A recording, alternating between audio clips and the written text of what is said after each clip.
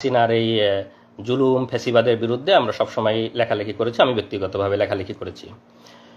তো এই কারণে হয়তো অনেকেরই আমি চক্ষুশূল ছিলাম এবং হাসিনার যে গুম বাহিনী তাদের নজরে ছিলাম সেটা তো আমি অবশ্য বুঝতে পারি নাই। তো ভাইবা শেষ করে আমি যখন কোরিয়ায় ফেরার জন্য ব্যাক করি, সেটা ছিল 21 অক্টোবর 2018 সালে। আমি আমার শ্বশুরবাড়ি জামালপুরের ইসলামপুর, সেখান থেকে ট্রেনে করে ঢাকায় আসি। আমার ফ্লাইট ছিল রাত 1টায়। তো আমি ঢাকায় রাত 8টায় পৌঁছাই যাই। তা আমার সাথে যেহেতু শর্ট ট্যুরে গেছি দেশে, আমার সাথে লাগেজ তেমন বেশি ছিল না, খুব ছোট লাগেজ। তো ভাবলাম যে রাত 8টায় পৌঁছাই গেছি, আমি একটু বিশ্রাম নিয়ে রাত 10টা-11টার দিকে এয়ারপোর্টে গেলেই হবে। তো এয়ারপোর্টের পাশেই আমার একটা ছোট ভাইয়ের বাসা। তো তার ওখানে যাই, তার ওখানে গিয়ে রাতের খাবার খাই। রাতের খাবার খাওয়ার পরে কিছুক্ষণ বিশ্রাম নেওয়ার পরে তারপরে যখন 10টা-10:30 বাজে তখন আমি সেখান থেকে রওনা দিই। তার বাসাটা একদম এয়ারপোর্ট সংলগ্ন এলাকায়। তো মাত্র 15 টাকা 20 টাকা রিক্সা ভাড়া দূরত্ব। তো আমি একা একাই গেছি, বাড়ি থেকেও ফ্যামিলির কাউকে নিয়ে যাইনি, যে একা একা তাদেরকে আবার ফেরত আসতে হবে। তা আমার সেই ছোটো ভাই বললো যে ভাই আমি আগাই দিয়ে আসবো নাকি আপনাকে। আমি বললাম থাক, এত রাতে দরকার নাই, তুমি থাকো, আমি একাই যেতে পারবো, কাছে তো আর ভারী লাগেজ নেই। তো আমি লাগেজ নিয়ে, যেহেতু একদম এয়ারপোর্ট সংলগ্ন, আমি রিক্সা নিয়ে এয়ারপোর্টের দিক যাই। তো আপনারা জানেন যে যারা বিদেশে থাকে, যখন দেশে যাতায়াত করে অনেকেই অনেক কিছু দেয়, প্রয়োজনীয় ডকুমেন্ট, অনেক সময় জরুরি মেডিসিন, অনেকের অনেক কিছু দিতে হয়। তো আমাকেও স্বাভাবিকভাবে 2-1 জন বলছে যে ভাই যাওয়ার সময় আমার এরকম একজন একটা ডকুমেন্ট দিবে, একজন বই দিবে, কিছু ওষুধ নিয়ে আসতে বলছে। তো তারা এয়ারপোর্টে ওয়েট করতেছে আমার জন্য, যে আমি গেলে ওখান থেকে দিয়ে দিবে। তো আমি সেই ছোটো ভাইয়ের বাসা থেকে বের হয়ে শুধু আমার ওয়াইফকে ফোন দিছি যে আমি খাওয়া দাওয়া করছি, তো রাত অনেক হয়ে গেছে, সে গ্রামে থাকে ইসলামপুরে, তো তোমরা আর রাত জাগো না, তোমরা ঘুমাই পড়ো, আমি পৌঁছাই তোমাকে ফোন দিব ইনশাল্লাহ। এই বলে আমি আমার বন্ধুর বাসা থেকে রিক্সা নিয়ে আসছি, যেহেতু বললাম যে আমার ছোট লাগেজ। বন্ধু আসতে চাইছে, ছোট ভাই বন্ধু। আমি তাকে বলছি যে এত রাতে আসার দরকার নেই, তোমার আবার কষ্ট করে ব্যাক আসতে হবে, আমি একা একাই আসছি। তা আসার পরে বিমানবন্দরের সামনের যে হাইওয়ে রাস্তা, রিক্সা যেহেতু আসছি, রিক্সা তো আর ভিতরে ঢুকবে না, এয়ারপোর্টের ভিতরে ঢুকবে না। বিমানবন্দরের সামনের যে রাস্তা, ওখানে আমি রিক্সা আমাকে থামাই দিছে। তো আমি রিক্সাটাকে ভাড়া দিয়ে রাস্তার এই পাশে নামাই দিছে। আমি এখন রাস্তা ক্রস করে লাগেজ নিয়ে এয়ারপোর্ট এরিয়ার মধ্যে ঢুকবো। তো যখন জাস্ট ঢুকবো, রিক্সাটা থামায় ভাড়া দিয়ে আমি রাস্তা ক্রস করতে লাগছি। তো ওরা আগে থেকেই আমাকে মানে টার্গেট করেছিল, আগে থেকেই ওখানে এসে সবাই রেডি হয়েছিল। তো পরে আমি যখন পার হতে লাগছি, আমাকে এরকম করে হাত ধরছে একজন, হাত ধরে বলছে এনামুল হক মনি, আপনার রাত 1টায় কোরিয়াতে ফ্লাইট না? তো আমি তো স্বাভাবিকভাবে চিনতে পারিনি, আমি ভাবছি যে আমাকে যারা ডকুমেন্ট দিবে তাদের মনে হয় কেউ, তারা ওয়েট করতেছে আমার জন্যে। তাই আমি বলছি জি, আমি এনামুল হক মনি। তো জি বলার সাথে সাথেই একদম রাস্তার ওখানেই ওদের মাইক্রো সেট করা ছিল, মাইক্রোর একটা দরজা খোলা কার।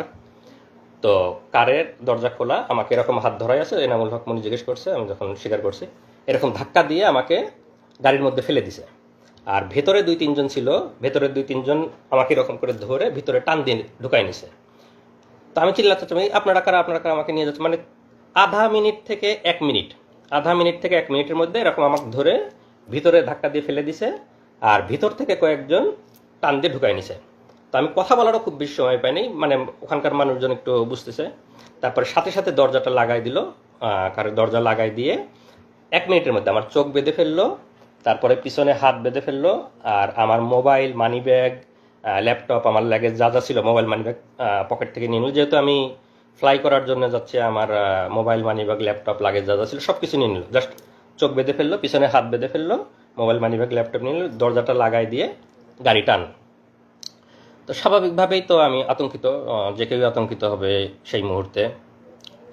তো আমি মানে কি হয়েছে, মানে তখন আমি বুঝে উঠতেই সময় লাগতেছে যে কি হচ্ছে। পরে 4-5 মিনিট একটু ওরা নীরব, আমাকে একটু হওয়ার সুযোগ দিচ্ছে। আমি তো জোরে জোরে নিঃশ্বাস নিচ্ছে, আল্লাহর কাছে দোয়া করতেছি, মানে বুঝতেছি যে কি হলো, কিন্তু অনুমান করতে পারছি না। হঠাৎ করে তো কিছুক্ষণ পরে এনামুল সাহেব, কি ভয় লাগছে, একজন জিজ্ঞেস করতেছে। তা বললাম যে হ্যাঁ আপনারা কারা, আপনারা আমাকে কি নিয়ে যাচ্ছেন? না, ভয় নাই, আমরা তোমাকে কিছু জিজ্ঞাসাবাদের জন্য নিয়ে আসছি। তুমি তো হয়তো বুঝতে পারছো যে আমরা কারা। তো তোমাকে কিছু জিজ্ঞাসাবাদ করব। তোমার তো আবার রাতে ফ্লাইট আছে, তোমাকে আমরা এয়ারপোর্টে ড্রপ করে দিয়ে আসতে হবে। তো আমরা কিছু কথা জিজ্ঞেস করবো, তুমি দ্রুত উত্তর দাও, তাহলে আমরা তোমাকে দ্রুত এয়ারপোর্টে দিয়ে আসতে পারবো। মানে আমাকে পুশ করতেছে যাতে আমি দ্রুত বলি, তারা আমাকে প্রলোভন দেখাচ্ছে। তো বলো, তুমি কোরিয়াতে কি করো? কোরিয়াতে কি করো? সরকার বিরোধী লেখালেখি করো, দেশে কোথায় পড়াশোনা করছো, ছাত্র রাজনীতি করতা, তোমরা সামনে নির্বাচন, নির্বাচনকে সামনে রেখে কি কি অপপরিকল্পনা করতেছো, আমাদের সরকারকে তোমরা ইয়ে করার চেষ্টা করতেছো, সরকারকে ডিফিট করার চেষ্টা করতেছো, অনলাইনে তোমরা অনেকভাবে চেষ্টা করতেছো, লেখালেখি করতেছো। বলো কি কি করতা ছাত্র জীবনে, কোরিয়াতে কি কি করো, এগুলো বলো।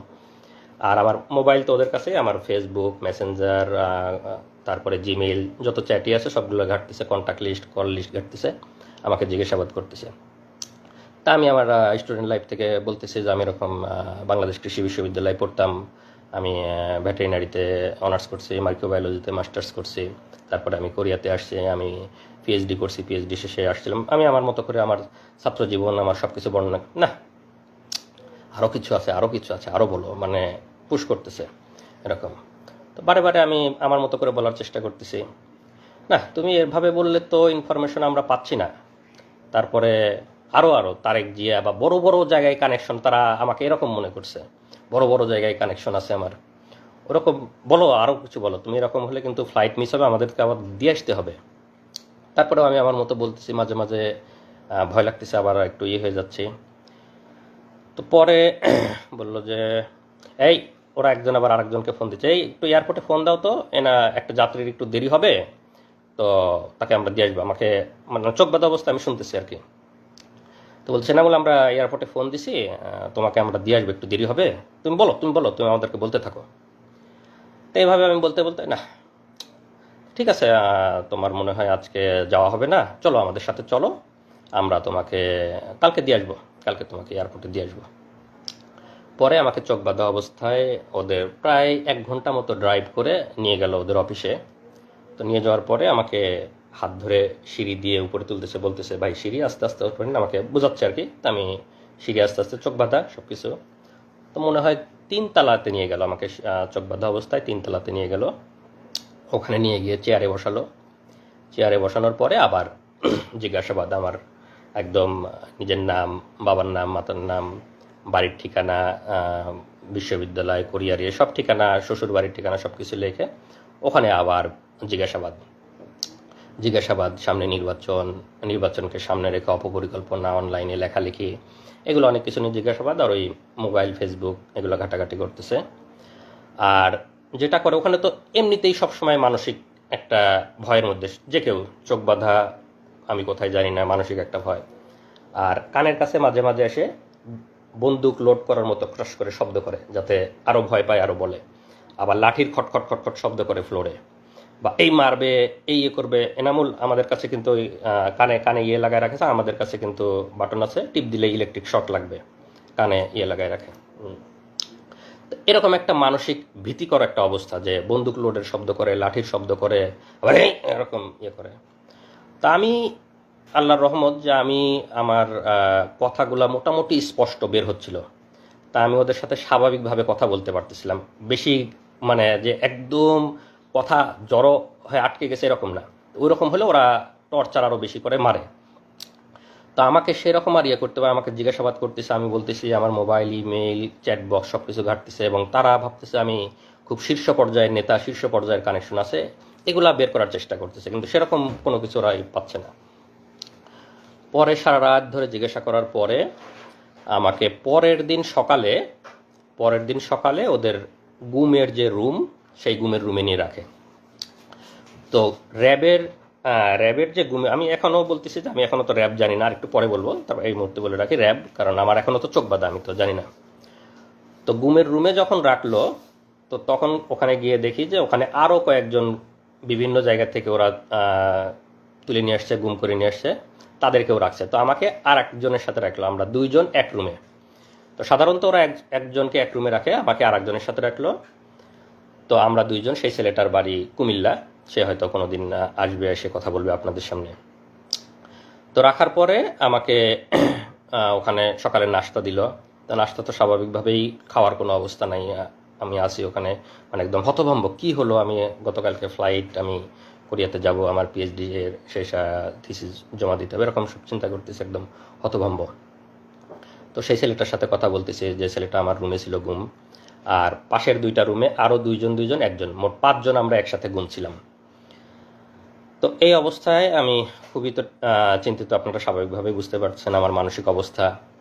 আমি, আমার ফ্যামিলি, আমার বউ, আমার বাচ্চা তখন 2.5 বছর বয়স, সবাইকে নিয়ে চিন্তা করতেছি। তো আমার মানে আমি কোনোভাবে মানে চেষ্টা করতেছি যে আমার ফ্যামিলিকে যদি একটু জানাইতে পারতাম যে আমি অন্তত বেঁচে আছি, বা আমি তো স্বাভাবিক যে আমি যে গতকালকে কোরিয়াতে যাই নাই, আমার ফ্যামিলি কিভাবে চিন্তা করতেছে, কান্না করতেছে, সেটা তো আমি ওখান থেকে বুঝতে পারতেছি, কিন্তু আমি তো তাদের কাছে পৌঁছাইতে পারতেছি না, কোনোভাবে জানাইতে পারতেছি না। তো সামনে যারা গার্ড দেয়, তখন আমার যখন গুমের রুমে দিছে, রুমের মধ্যে রাখছে, তখন আমার চোখ খুলে দিছে। তো চোখ খুলে দেওয়ার পরে সামনে মানে রডের দরজা, আর সামনে আর একটা সলিড দরজা থাকে। তো রডের দরজা লাগাই দিলে সামনে যারা নিরাপত্তা কর্মী থাকে তাদের দেখা যায়, আর মানে সলিড দরজাটা লাগাই দিলে দেখা যায় না। তো ওরা রডের দরজাটা লাগাই রাখছে, সামনে যারা নিরাপত্তা রক্ষী যারা হাঁটতেছে তাদেরকে দেখা যাচ্ছে। তো আমি তাদেরকে বারে বারে বলছি, তারা বলছে ভাই কোথা থেকে আসছেন, এটা জিজ্ঞেস করে। আমি বললাম যে আমি এরকম কোরিয়াতে পিএইচডি করতাম, গতকালকে ফ্লাইট ছিল, আমাকে এয়ারপোর্ট থেকে তুলে নিয়ে আসছে এরকম। তারপরে আমার ওয়াইফের বর্ণনা, আমার ছোট ছেলের কথা শুনে ওরাও একটু মানে মন নরম হয়েছে, আরে আপনার একটা ছোট ছেলে আছে এরকম ইয়ে। তো ওরা একটু মানে ভদ্র এবং আমাদের প্রতি খুবই সহমর্মী। তারাই করে ভাই আল্লাহ আল্লাহ করেন, কোনো কিছু হবে না। মানে অফিসারগুলা মানে টপ লেভেলের, মানে হাসিনা বাইসে বাইসে সবগুলা অফিসার একদম সর্বোচ্চ লেভেলের শুয়োরগুলোকে বসাইছে, কিন্তু যারা লোয়ার লেভেলের তারা অনেক মানে সিম্প্যাথেটিক এবং অনেক সহমর্মী, তারা আমাদের বিষয়গুলো বোঝে, তারা অনেক সান্ত্বনা দিচ্ছে, ভাই আল্লাহ আল্লাহ করেন, ঠিক হয়ে যাবে ইনশাল্লাহ, কিছুই হবে না, এরকম বোঝানোর চেষ্টা। আমি ওদেরকে অনেক অনুরোধ করি, ভাই আমার ওয়াইফ ওদিকে কান্নাকাটি করতেছে, ভাই আমার ওরা মরে যাবে, আমি অনেক একটু ওদেরকে যদি জানাইতে পারতাম, ভাই আমার ওয়াইফ একটু জানান যে আমি অন্তত বেঁচে আছি, এইটুক জানান ভাই। অনেক কান্নাকাটি করতেছে, অনেক রিকোয়েস্ট করতেছে। তো কোনো না ভাই, আমার ওদের কাছে মোবাইল, ওদের ডিউটিরত অবস্থায় মোবাইল আনার অনুমতি নেই, ভাই আমাদের মোবাইল আনার কোনো অনুমতি নাই, আপনি এগুলো বলেন না। এরকম সকাল থেকে দুপুর পর্যন্ত চলে যাচ্ছে, তাও কোনো ইয়ে হয় না। আমি তো বারে বারে চেষ্টা করতেছি ওদেরকে রিকোয়েস্ট করে, মানে যেভাবেই হোক একটু ইয়ে করার। বারে আমার যে রুমমেট ছিল তাকে বলতেছি। পরে এক সময় একটা মানে যে গার্ড ছিল তার একটি হয়েছে, তো বলতেছে যে ভাই ঠিক আছে, আপনি কাজ করেন, আপনার নাম্বারটা আমাকে বলেন, আপনার ওয়াইফের নাম্বার, আমার তো এখন ডিউটি, আমি ডিউটি শেষ করে গিয়ে আপনার ওয়াইফকে বলার চেষ্টা করব। তো আপনি নাম্বারটা বলেন, আপনি কাউকে বলেন না, আমি আপনার ছোট ছেলে আছে, এটা শুনে আমার অনেক মায়া লাগছে, আমি আপনার ওয়াইফকে বলার চেষ্টা করি। তো আমি তাকে আমার ওয়াইফের নাম্বারটা বলি। তো সে একটু ওয়াইফের নাম্বারটা কোথাও লিখে নেয় যে আমি ডিউটি শেষ করে গিয়ে চেষ্টা করবো আপনার ওয়াইফকে। আমি অনেক অনেক কান্নাকাটি করছে, অনেক রিকোয়েস্ট করছে।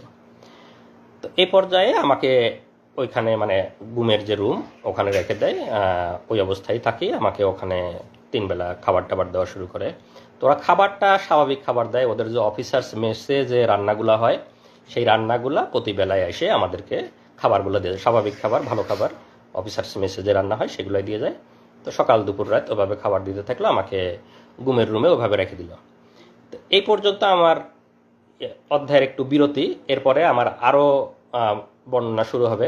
তো এই অবস্থায় তো আমার ওয়াইফরা ওদিকে কান্নাকাটি করতেছে, ওরা ওদিকে আমাকে খোঁজাখুঁজি করতেছে, ওদের কি অবস্থা আমার ওয়াইফের কাছে আপনারা এই পর্যায়ে একটু শুনুন, তারপরে আবার আমি বলবো। আসো। আসসালামু আলাইকুম, আমি নাজনীন সুলতানা নিপা, এনামুল হক মনির ওয়াইফ। আসলে সেই দিনগুলো তো ভোলার মতো না। এখন হয়তো বর্ণনা করতে পারবো, কিন্তু সেই সময়টা কোনোভাবেই বোঝাতে পারবো না আপনাদেরকে। তো আমার হাজব্যান্ডের সাথে আমার লাস্ট কথা হলো 9:30টার দিকে, 9:23 আমার সাথে লাস্ট কথা হয়েছে। ও আমাকে বলছে যে ঘুমিয়ে পড়ো, আমি এয়ারপোর্টে কাজ শেষ করে তোমাকে কল দিব। তারপর আমি বাবুকে নিয়ে ঘুমিয়ে পড়লাম। রাত যখন 12টা বাজে আমার হুট করে ঘুম ভেঙে গেল। আসলে কেউ জার্নি করলে, পরিবারের কেউ জার্নি করলে তো ওরকম গভীর ঘুম হয় না। তো 12:30টার সময় আমার ঘুম ভেঙে গেল। আমি তখন মোবাইলটা নিয়ে তাকে কল দিলাম। তো তার মোবাইলে রিং হচ্ছে কিন্তু কল রিসিভ করছে না। আবার আমি মেসেজ দিয়েছি যে ফ্রি হলে আমাকে কল দিও, তখন 12টা বাজে, তার ফ্লাইট ছিল 1টা 5-এ। তো আমি যখন মেসেজ দিচ্ছি, মেসেজ সিন হচ্ছে, কল রিং হচ্ছে কিন্তু কলও ধরছে না, মেসেজে রিপ্লাইও দিচ্ছে না। তখন আমার মানে কাছে খুব ইয়ে লাগলো যে মনে হয় ব্যস্ত আছে, হয়তো এয়ারপোর্টের কোনো ঝামেলা বা বিজি আছে এরকম। আমি অপেক্ষা করছি তারপর ওখান থেকে মেসেজ বা কল আসবে, কিন্তু আসছে না। তো যখন রাত 1টা পার হয়ে যাচ্ছে তখন আমার ভিতরে মানে কি ব্যাপার, কেন এরকম হচ্ছে, ও তো আমাকে জানানোর কথা। তো তখন আমার মনে হলো যে হয়তো মোবাইল হারিয়ে ফেলছে বা মোবাইল বা ল্যাপটপ হারিয়ে ফেলছে। কিন্তু আমার মানে বারবার খালি একা একা, আমি কিন্তু রাতে আমার বাবুর সাথে একা ঘুমিয়েছি, আমার বাবা মা অন্য রুমে, তাই মধ্যরাতে তো আমি কাউকে কিছু বলতে পারছি না। তখন আমি মানে খালি বারবার আল্লাহ আল্লাহ করছি যে আল্লাহ কি হলো, যদি মোবাইল হারিয়ে যায় তাহলে তো এয়ারপোর্ট থেকে অন্য কারো ফোন থেকে আমাকে একবার জানাবে সে, এটা আমি শিওর যে সে আমাকে জানাবে, কারণ আমি টেনশন করব। কিন্তু না, আমি অপেক্ষা করছি, রাত 1টা 2টা বেজে যাচ্ছে, কোনো মেসেজ নেই, কল নেই। রাত 1টার পরেও যখন তার ফ্লাইট ছিল, ফ্লাই করার সময়, তারপরেও আমি মেসেজ দিচ্ছি কিন্তু মেসেজ সিন হচ্ছে, রিপ্লাই দিচ্ছে না। হ্যাঁ, তো আমার কাছে মানে তখন থেকেই আমার মানে খুব অস্থির লাগতেছে যে কিছু একটা হয়েছে, আমি শিওর। হয়তো মোবাইল হারাইছে বা কিডন্যাপ কিছু একটা হয়েছে। আমাদের বাংলাদেশে তো এসব মানে খুব কমন। তারপরে সারা রাত কেটে গেল ওইভাবে। আমি ফজরের নামাজ পড়ে যে ভাইয়ের বাসায় গিয়েছিল, ছোট ভাইয়ের বাসায়, তাকে কল দিলাম, দিয়ে বললাম যে ভাইয়া আমি তো ওর সাথে যোগাযোগ করতে পারছি না, আপনার সাথে মানে লাস্ট কি কি কথা হয়েছে বা আপনি কি যোগাযোগ করেছিলেন তার সাথে? তখন সেই ভাই বলল যে না আপু, আমি তো ভাইকে রিক্সায় উঠাই দিছি, আমি তার সাথে যেতে চাইছিলাম কিন্তু ভাই আমাকে না করলো। তো আমিও রাত্রিবেলা ফোন দিছি কয়েকবার কিন্তু কথা হয় নাই। তারপরে তার কাছ থেকে শুনে আমার আরও ভয় লাগা শুরু হয়ে গেল। তখন আমি আমার যা বাংলাদেশ কৃষি বিশ্ববিদ্যালয়ের প্রফেসর ডক্টর মার্জিয়া রহমান, তাকে কল দিলাম, ভাবিকে কল দিয়ে বললাম যে ভাবি এরকম রাতে কোনো যোগাযোগ হয়নি, সকালবেলাও কোনো ইয়ে পাচ্ছি না। তো সকালবেলা আর ভাবি মানে প্রথমে বলতেছে আমাকে যে ও তো খুব মন ভোলা, মনে হয় ফোন টোন হারিয়ে গেছে, তুমি চিন্তা করো না, ও ল্যান্ড করে কল দিবে ইনশাল্লাহ। তো তারপরেও মানে আমার মনের মধ্যে তো ধুকপুকুনি যায় না। আমি সেই ভাইয়ের বাসা যেহেতু এয়ারপোর্টের একদম সামনে, আমি ওনাকে রিকোয়েস্ট করলাম যে ভাই আপনি একটু এয়ারপোর্টে যেয়ে, এই আমার হাজব্যান্ডের পাসপোর্টের ছবি ছিল আমার কাছে, যেহেতু আমিও কোরিয়াতে যাওয়া আসা করতাম, তো তার ডকুমেন্ট আমার কাছে ছিল। তখন আমি ওই ভাইকে তার পাসপোর্টের ছবি দিলাম যে এই নাম্বার মানে এই নাম্বারের পাসপোর্ট হোল্ডার ঢুকেছে কিনা এয়ারপোর্টে একটু খোঁজ নেবেন। তো সেই ভাই তখন সকাল 7টার সময় এয়ারপোর্টে যায়, সেই নাম্বার দিয়ে খোঁজ নেয় এবং তারা বলে যে না এই লোক এয়ারপোর্টে ঢোকে নাই। তখন সকাল 7টা বাজে। তখন হলো আমি আমার ভাবিকে আবার কল দিয়ে বললাম ভাবি এই অবস্থা, ও তো এয়ারপোর্টে ঢোকে নাই, আমি এরকম নিউজ পেলাম। তখন ভাবি বললো ঠিক আছে, আমিও তুমি ছবিটা পাঠাও পাসপোর্টের, আমিও খোঁজ নিচ্ছি, আমার অনেক স্টুডেন্ট আছে ওখানে। তারপর ভাবিও খোঁজ নিল এবং ভাবিও সেম উত্তর পেল। তারপর সবার টেনশন শুরু হয়ে গেল, তাহলে কোথায় গেল, কি হলো? তখন মানে ভাইয়া ভাবি আমি প্রথম জানাইছি আমাদের পরিবারে, আমার ভাসুর এবং যাকে, বাকিরা তো টেনশন করবে। তখন মানে ভাইয়া ভাবি তাদের মতো করে খোঁজ নিতে লাগলো এবং এরপরেও মানে কোনো খোঁজ নাই। এদিকে মানে আমি বারবার শুধু ফোন টিপতেছি, আমার বাচ্চা খাচ্ছে না, আমার স্কুলে যাওয়ার সময় হয়েছে, আমি কোনো টাইম কয়টা বাজে আমি কিছুই জানি না। আমার মা হঠাৎ করে এসে বলতেছে স্কুলে যাবে না, এখনো তো খাইলে না, কখন যাবা? তখন আমি ঘড়ি দেখি যে 9:30 বাজে। ঠিক আছে, তো পরে আমি তখন প্রথম আমার মাকে বললাম যে আমি তো সাফওয়ানের আব্বুর সাথে কোনো যোগাযোগ করতে পারছি না। আমি প্রাইমারি স্কুলে জব করতাম, আমার নিজের স্কুল, আমার এলাকার। তো তখন আমার আম্মা শুনে তো মানে তখনই চিৎকার করে একদম কান্নাকাটি শুরু করে দিছে এবং আস্তে আস্তে আমার অন্যান্য ভাসুর, আমার ভাইয়েরা যারা ঢাকায় থাকে, আমার কাজিনরা এবং আমার হাজবেন্ডের যে ফ্রেন্ডগুলোর সাথে আমার মানে যোগাযোগ করা, কি 2-1 জনের সাথে যোগাযোগ করলাম, সবাইকে তখন জানালাম যে তাকে খুঁজে পাওয়া যাচ্ছে না, তার সাথে কোনো যোগাযোগ হচ্ছে না। এবং কোরিয়াতে যারা যে ইউনিভার্সিটিতে উনি পিএইচডি করেছেন তাদেরকেও জানালাম। তখন তারাও এদিকে খোঁজ নিল। আমার হাজবেন্ডের কোরিয়াতে ল্যান্ড করার কথা ছিল সকাল 11টায়, মানে কোরিয়ান টাইম 11টায়, বাংলাদেশ টাইম হচ্ছে সকাল 8টায়। তো আমি যখন সকাল 8টা পার হয়ে গেল, তো সে ল্যান্ড করে নাই, এই খোঁজ পেলাম। এদিক কোরিয়া থেকেও মানে এয়ারপোর্টে খোঁজ নিচ্ছে তারা যে এরকম পাসপোর্ট হোল্ডার কেউ ল্যান্ড করছে কিনা। না, তারাও মানে নেগেটিভ আনসার পারলো, এবং তারপর থেকে আমরা পুরোপুরি ধরে নিলাম সে মিসিং হয়েছে, কোনোভাবে কিডন্যাপ অথবা মলম পার্টি এই টাইপের কিছু একটা হবে। আমরা কখনোই কল্পনা করি নাই যে এটা রাজনৈতিক কিছু বা মামলা মোকদ্দমা মানে এই টাইপের কিছু হবে, গুম টাইপের, আমরা কখনোই ভাবিনি।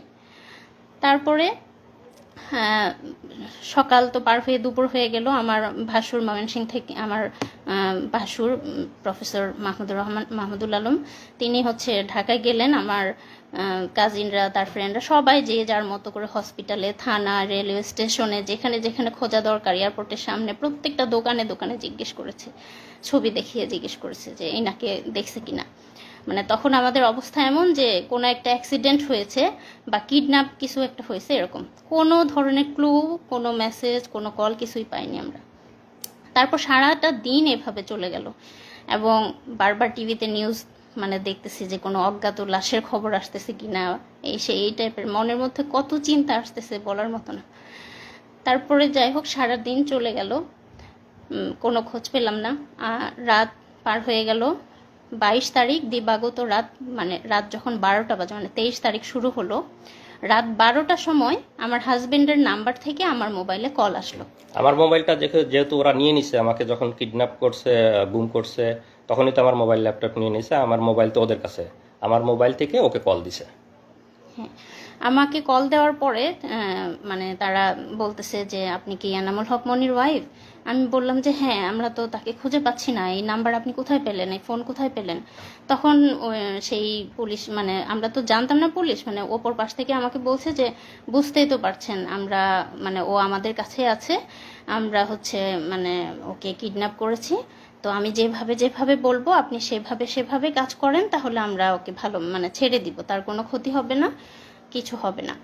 আমি আর জাস্ট আপনাদের একটু কল রেকর্ডটা শুনে, আমি সেই সময় মানে সে ওই সময় মনে করছে যে কিডন্যাপার, তো কিডন্যাপার যেহেতু, তাহলে তো কিডন্যাপারের কথা পুলিশকে বলতে হবে, তো পুলিশকে বলার জন্য ও ওই সময় কলটা রেকর্ড করছে, যে পরে পুলিশের কাছে যা সকালে বলবে যে আমার হাজবেন্ডকে কিডন্যাপাররা কিডন্যাপ করছে, এই যে আপনাদের কল রেকর্ড, সেই হিসাবে কল রেকর্ড করছে। তো সেই কথাটা কি ছিল আপনারা শোনেন, ওর কল রেকর্ডটা আছে, কল রেকর্ডটা আমরা এখন লাইভের এখানেই প্লে করে দিচ্ছি। ঢাকায় না, আমি জামালপুর। আচ্ছা, জামালপুর থাকেন, সমস্যা নাই। জি। তো এখন এনামুলকে আমরা ছাড়ার ব্যাপারে ফোন করছি, ঠিক আছে? ঘটনা কি সেটা এখন জানার দরকার নাই। ঘটনা এনামুল বাসায় গেলে, বাড়িতে গেলে তারপরে বলবে। আচ্ছা, এখন কিছু বলতে পারবো না আমরা, ঠিক আছে? ও ভালো আছে তো ভাইয়া? ভালো না থাকলে কি আমরা যোগাযোগ করতাম? জি জি জি, হ্যাঁ ঠিক আছে। আমি একটু কথা বলতে চাই ভাইয়া, একটু খালি খালি মোর মুখটা খালি শুন ভাইয়া, আমি মরে যাচ্ছি একদম, একটু কথা বলতে দিবেন ভাই? আপনি কি যোগাযোগ করছি দেখে কি এত যোগাযোগ না করলে ভালো হতো মনে হয় না? আচ্ছা আচ্ছা, না ঠিক আছে, আপনি যা বলবেন তাই শুনবো, আপনি বলেন। সুস্থভাবে কথা বলেন, আপনাকে বলছি না শক্ত হয়ে কথা বলেন, কোনো উচ্ছৃঙ্খলার কোনো কিছু দরকার নাই। জি আচ্ছা ঠিক আছে ভাইয়া। এখন কথা হচ্ছে, আপনি আপনার ভাই ব্রাদার, ওনার ভাই ব্রাদার কাউকে কিছু বলতে পারবেন না, যেহেতু আপনি কথা বলছেন। হ্যাঁ। আমরা সবার সাথে কথা বলতে পারবো না, কথা একজনের সাথে বলবো। জি। আর আপনি কাউকে কিছু বলার দরকার নাই যদি এনামুলকে পাওয়ার ইচ্ছা থাকে। আচ্ছা, বলবো না আমি কাউকে। কারণ কে কোন দিক দিয়ে কি সমস্যা করে সেটা বলা যায় না, ঠিক আচ্ছা, আছে? জি বলবো না ভাইয়া। এখন আপনাদের দরকার এনামুলকে সুস্থভাবে পাওয়ার, আমরা বুঝি এটা। জি। তো সুস্থভাবে পাইতে হলে আমরা যেভাবে বলবো সেভাবে করতে হবে। আচ্ছা বলেন। তো আমাদের 1.5 লক্ষ টাকা দিতে হবে। 1.5 লক্ষ টাকা কখন দেবো ভাইয়া? এখন দিবেন? এখন? এত রাতে ব্যাংকে তো টাকা হ্যাঁ। ভাইয়া। আচ্ছা, আমি টাকার ব্যবস্থা করব। হ্যাঁ, আমি আপনার টাকা ব্যাংকে? জি ব্যাংকে। আমি তো কেন, কোন দোকানদার পরিচিত নাই? এই যে মোবাইলের অ্যাকাউন্টের দোকানদার আছে, জি ওই জন্য কেউ পরিচিত নাই? খোঁজ নিলে পরিচিত মানে হয়তো পাবো, কিন্তু আমি তো মেয়ে মানুষ, এটা তো আমার মানে একজনকে হলেও জানাতে হবে না ভাই। না, আপনাকে কেউ যদি বিদেশ থেকে টাকা পয়সা পাঠায় তো কিভাবে তোলেন? মোবাইল অ্যাকাউন্টে তুলেন না? বিদেশ থেকে তো পাঠায় না, আমার হাজবেন্ড তো মানে আমি তো প্রাইমারি স্কুলে চাকরি করি, আমার টাকা দিয়ে আমি তুলি, বুঝছেন? তো টাকা পাঠায় না। তারপরে তো এটা এখন তো আর আগের মতো দুনিয়াদারি নাই, ঠিক আছে? জি, আমি যেভাবে হোক পাঠাই দিব ভাই, এখনই আজকেই পাঠাই দিব ইনশাল্লাহ। আপনি দেখেন, চেষ্টা করেন, যদি পাঠাতে পারেন আমরা রাতের মধ্যে ছেড়ে দিব। আচ্ছা, আর যদি কথা হলো আপনার যত দেরি হবে আমাদেরও দেরি হবে। না আমরা পাঠাই দিব ভাই রাতের আর মধ্যে। যদি কাউকে কিছু বলেন, কারোর সাথে পরামর্শ করেন, সবাই কিন্তু পরামর্শ নেগেটিভ দিবে, কেউ কিন্তু না, সুস্থভাবে আমি এনামুল একজনকে ফিরে জানাই, আসে কিছু আমার বলবে না। একটা ভাই আছে, আমি আমার ভাইকে, আমার ভাই ইসলামপুরে থাকে, আপনি কথা বলছেন মনে হয় তার সাথে, আমি ওনাকে জানাই, উনি টাকার ব্যবস্থা করে দিবে, ওনার পরিচিত বিকাশের লোক আছে। ইসলামপুরে কে থাকে? আমার বড় বোনের জামাই, আমার দুলা ভাই। বলেন, ওনাকে বলেন না হয় আমার রবি নাম্বারে ফোন করতে, আচ্ছা অথবা আপনি ওনার সাথে কথা বলে আমাকে ফোন করেন। রবি নাম্বারে করেন, ওর মোবাইল এখন বন্ধ করে দিব। আচ্ছা, ঠিক ওর আছে। মোবাইল সময় একেবারে ওকে গাড়িতে তোলার পরে ওকে মোবাইল দেওয়া হবে। আচ্ছা ভাইয়া, আমরা টাকা পাঠিয়ে দেবো, কোনো সমস্যা নাই। হ্যাঁ, টাকা পাঠিয়ে আরে ভাই, আমরা যেটা চাইতেছি সেটা দিলে আর আপনাদের সাথে কোনো বেইমানি কেন করবো? কোনো জি দরকার জি আছে? জি জি ভাইয়া, আমি পাঠিয়ে দেবো টাকা, রাতেই পাঠাবো। ঠিক আছে, জি রাখেন। আপনি আপনার লোককে বলেন বা আপনি কথা বলেন, ওই রবি নাম্বার ফোন দেন, আপনি আপনার লোকের সাথে কথা বলেন। আচ্ছা আচ্ছা, ঠিক আছে। ঠিক আছে, আচ্ছা, রাখেন। আল্লাহ গো। তাড়াতাড়ি বলো। তা আমি তো ঘুমের রুমেই আছি এখনো, ওদের সাথে এখনো এগুলা হচ্ছে। তারপরে বলো। তারপর আমি বললাম যে আমাকে বললো যত দ্রুত আমি টাকা পাঠাবো তত তাড়াতাড়ি তাকে ছেড়ে দিবে, এবং গাড়ি রেডি আছে, জাস্ট টাকাটা পেলে তাকে ছেড়ে দিবে। আমি সকাল মানে 6টার সময় ওনারা আমাকে 4-5টা নাম্বার, ডাচ বাংলা বিকাশ মিলিয়ে প্রায় 4-5টা নাম্বার দিল। সবগুলোতে আমি হচ্ছে সকাল 6টা থেকে 9টা এর মধ্যেই আমি 1 লক্ষ টাকা পাঠাই। ঠিক আছে, যেহেতু শুক্রবার ছিল আর আমি অনেক রিকোয়েস্ট করছিলাম যে আমাদের কাছে এত বেশি টাকা নাই, আপাতত 1 লাখ, মানে আর শুক্রবার তো বিকাশ থেকে বেশি পাঠাতে পারছি না। এখানে আমি একটু অ্যাড করে দেই। ওরা যখন আমাকে জিজ্ঞাসাবাদ করতেছিল তখন আমার ফিনান্সিয়াল অবস্থা বোঝার চেষ্টা করতেছিল, মানে এটা ওদের গুম, কিডন্যাপ, ক্রসফায়ার, র্যাবের বিজনেস, র্যাব ডিবির বিজনেস। ওরা গুম করে নিয়ে গিয়ে ফিনান্সিয়াল অবস্থা বুঝে, আর্থিক অবস্থা বুঝে, মানে ক্রসফায়ার দিবে না বা মেরে ফেলবে না, এই বিনিময়ে ফ্যামিলির অবস্থা বুঝে যার কাছে যত পারে মানে টাকা পয়সা মানে বিজনেস করে নেয়। তো আমাকে যখন জিজ্ঞাসাবাদ করছে আমি বলছি যে আমি তো পিএইচডি স্টুডেন্ট, কোরিয়াতে থাকি, আমি কিছু টাকা স্কলারশিপ পাই, আমি কয়দিন আগেই দেশে আসছি, আমার তো ফ্লাইটে অনেক টাকা খরচ হয়ে গেছে, আমার তেমন কোনো টাকা নাই, আমার বাবা রিটায়ার্ড সরকারি চাকরিজীবী, মানে বাবারও তেমন কোনো, মানে সব কিছু মিলায়ে বুঝছে যে আমার কাছে খুব বেশি টাকা নাই, মানে আমি যেহেতু স্টুডেন্ট, পিএইচডি করি, খুব বেশি সেভিংস নাই, আমার আব্বা রিটায়ার্ড, আমার শ্বশুর হলো বড় গৃহস্থ, তো সব কিছু মিলায় ওরা সেই পরিমাণই ওদের কাছে ডিমান্ড করছে। তারপর আমি সকাল 9টার মধ্যে টাকা পাঠালাম, তারা টাকা পেয়ে আমাকে কনফার্ম করলো যে হ্যাঁ টাকা পেয়েছি, আপনার ছোট ছেলে আছে শুনেছি, তারপর হচ্ছে আমরা ওকে কিছুক্ষণ পরেই ছেড়ে দিব, আপনারা গাড়ি নিয়ে রেডি থাকেন, কিছুক্ষণ পর মোবাইলটা দিয়ে ওকে ছেড়ে দিব। তারপর হলো আমার ভাসুরা ঢাকায় ছিল তখন, আমি তাদেরকে জানালাম যে এরকম এরকম কথা হয়েছে, ওনারা ছেড়ে দিবে, আপনারা গাড়ি নিয়ে রেডি থাকেন। তারা একদম রেডি গাড়ি নিয়ে। হ্যাঁ, এবং আমি মোবাইলটা নিয়ে বসে আছি যে তার একটা কল আসবে, এসে বলবে যে এনামুল এখানে আছে, আমরা তাকে ছেড়ে দিলাম, বা ও আমাকে কল দিয়ে বলবে যে আমি বের হয়েছি, এরকম। আমি ফোন নিয়ে বসে আছি, গ্রামে সবাই আমাকে ঘিরে ধরে বসে আছে, কিন্তু কল আর আসে না। সবাই মানে ওয়েট করছি আমরা, এদিকে আমার ভাসুররা ওয়েট করছে, কোনো কল আসে না। একদম 9টা, 10টা, 11টা বেজে গেল, কোনো কল আসলো না। তখন আমরা বুঝে গেলাম যে এটা মানে আমাদের সাথে ধোঁকা দিয়েছে। তারপর যে নাম্বারগুলোতে টাকা পাঠালাম সবগুলো নাম্বার বন্ধ, যে নাম্বারে কথা বলেছি ফোনে সেটাও বন্ধ, এবং আমরা সেই নাম্বারগুলো ট্র্যাক করার চেষ্টা করেছি। নাম্বারের কোনো মানে ঠিকানা বা আইডি কার্ড যে রেজিস্ট্রেশন করা হয়েছে যে নাম দিয়ে, সেগুলো আমরা খোঁজার চেষ্টা করেছি, সেই কোনো নাম্বারে কোনো রেজিস্ট্রেশন ছিল না সেই সিমগুলোতে। তো তারপর যাই হোক দুপুর পর্যন্ত এরকম হলো। তখন পর্যন্ত আমরা তো মানে কিডন্যাপার হিসেবেই চিন্তা করেছিলাম। যখন দুপুরে টাকা পয়সা নেওয়ার পরেও ছেড়ে দিল না বা কোনো খোঁজ পেলাম না, তখন আমাদেরকে আমাদের অনেক শুভাকাঙ্ক্ষী, আমার হাজবেন্ডের ফ্রেন্ড এবং তার ছোট ভাই বড় ভাই সবাই মিলে আমাকে ফোন করে বলতেছে যে আপু এটা ইয়ে না, এটা হচ্ছে কিডন্যাপ না, ভাইয়াকে সম্ভবত গুম করা হয়েছে, আমরা ধারণা করতেছি, এবং ইলেকশনের আগে এগুলো খুব বেশি করা হচ্ছে। আর হচ্ছে এই মুহূর্তে আমাদের যত বেশি মানে ভাইরাল বা মিডিয়াতে প্রচার করব তত বেশি মানে ভাইয়ের জন্য ভালো, না হলে খারাপ কিছু হয়ে যেতে পারে। তো তখন আমি ফ্যামিলির সাথে কথা বলে তাদেরকে অনুমতি দিলাম, এবং সেই মুহূর্তে কোরিয়া, বাংলাদেশ এবং TV channel, news paper, daily star, প্রথম আলো সব জায়গায়, ফেসবুক সব জায়গায় ভাইরাল হয়ে গেল। আমরা প্রচার করলাম যে তাকে পাওয়া যাচ্ছে না এয়ারপোর্টের সামনে থেকে, মানে এয়ারপোর্টে যাওয়ার পর থেকে তাকে আমরা আর খুঁজে পাচ্ছি না, এরকম নিউজ হলো একদম, মানে কোরিয়া, বাংলাদেশ সব জায়গায় একদম ভাইরাল হয়ে গেল। তারপর হচ্ছে তারপরটা উনি বলবেন। হ্যাঁ, সে সময় আসলে অনেক পত্রিকা, টিভি মিডিয়া, যেহেতু আমি বিশ্ববিদ্যালয়ে পড়তাম, আমার বন্ধু, বড় ভাই, ছোট ভাই অনেকে সাংবাদিক ছিল, কোরিয়াতে অনেক সাংবাদিক বন্ধু ছিল, তো সবাই মানে যার যার অবস্থান থেকে চেষ্টা করে, সবাই নিউজ করে, অনেকটা ভাইরাল মতো হয়ে যায় সেই 2018 সালে, যাদের মনে আছে। তো এখানে একটা জাস্ট নিউজ আমার, যে এখানে ইংলিশ একটা নিউজ পেপার, যে পিএইচডি স্টুডেন্ট গোজ মিসিং, প্রথম আলো সহ অনেক জায়গায় আসে যে কোরিয়াতে ফেরার পথে পিএইচডি স্টুডেন্ট অপহরণ হয়ে গেছে। তো নিউজগুলো অনেকটা ভাইরাল মতো হয়ে যায়।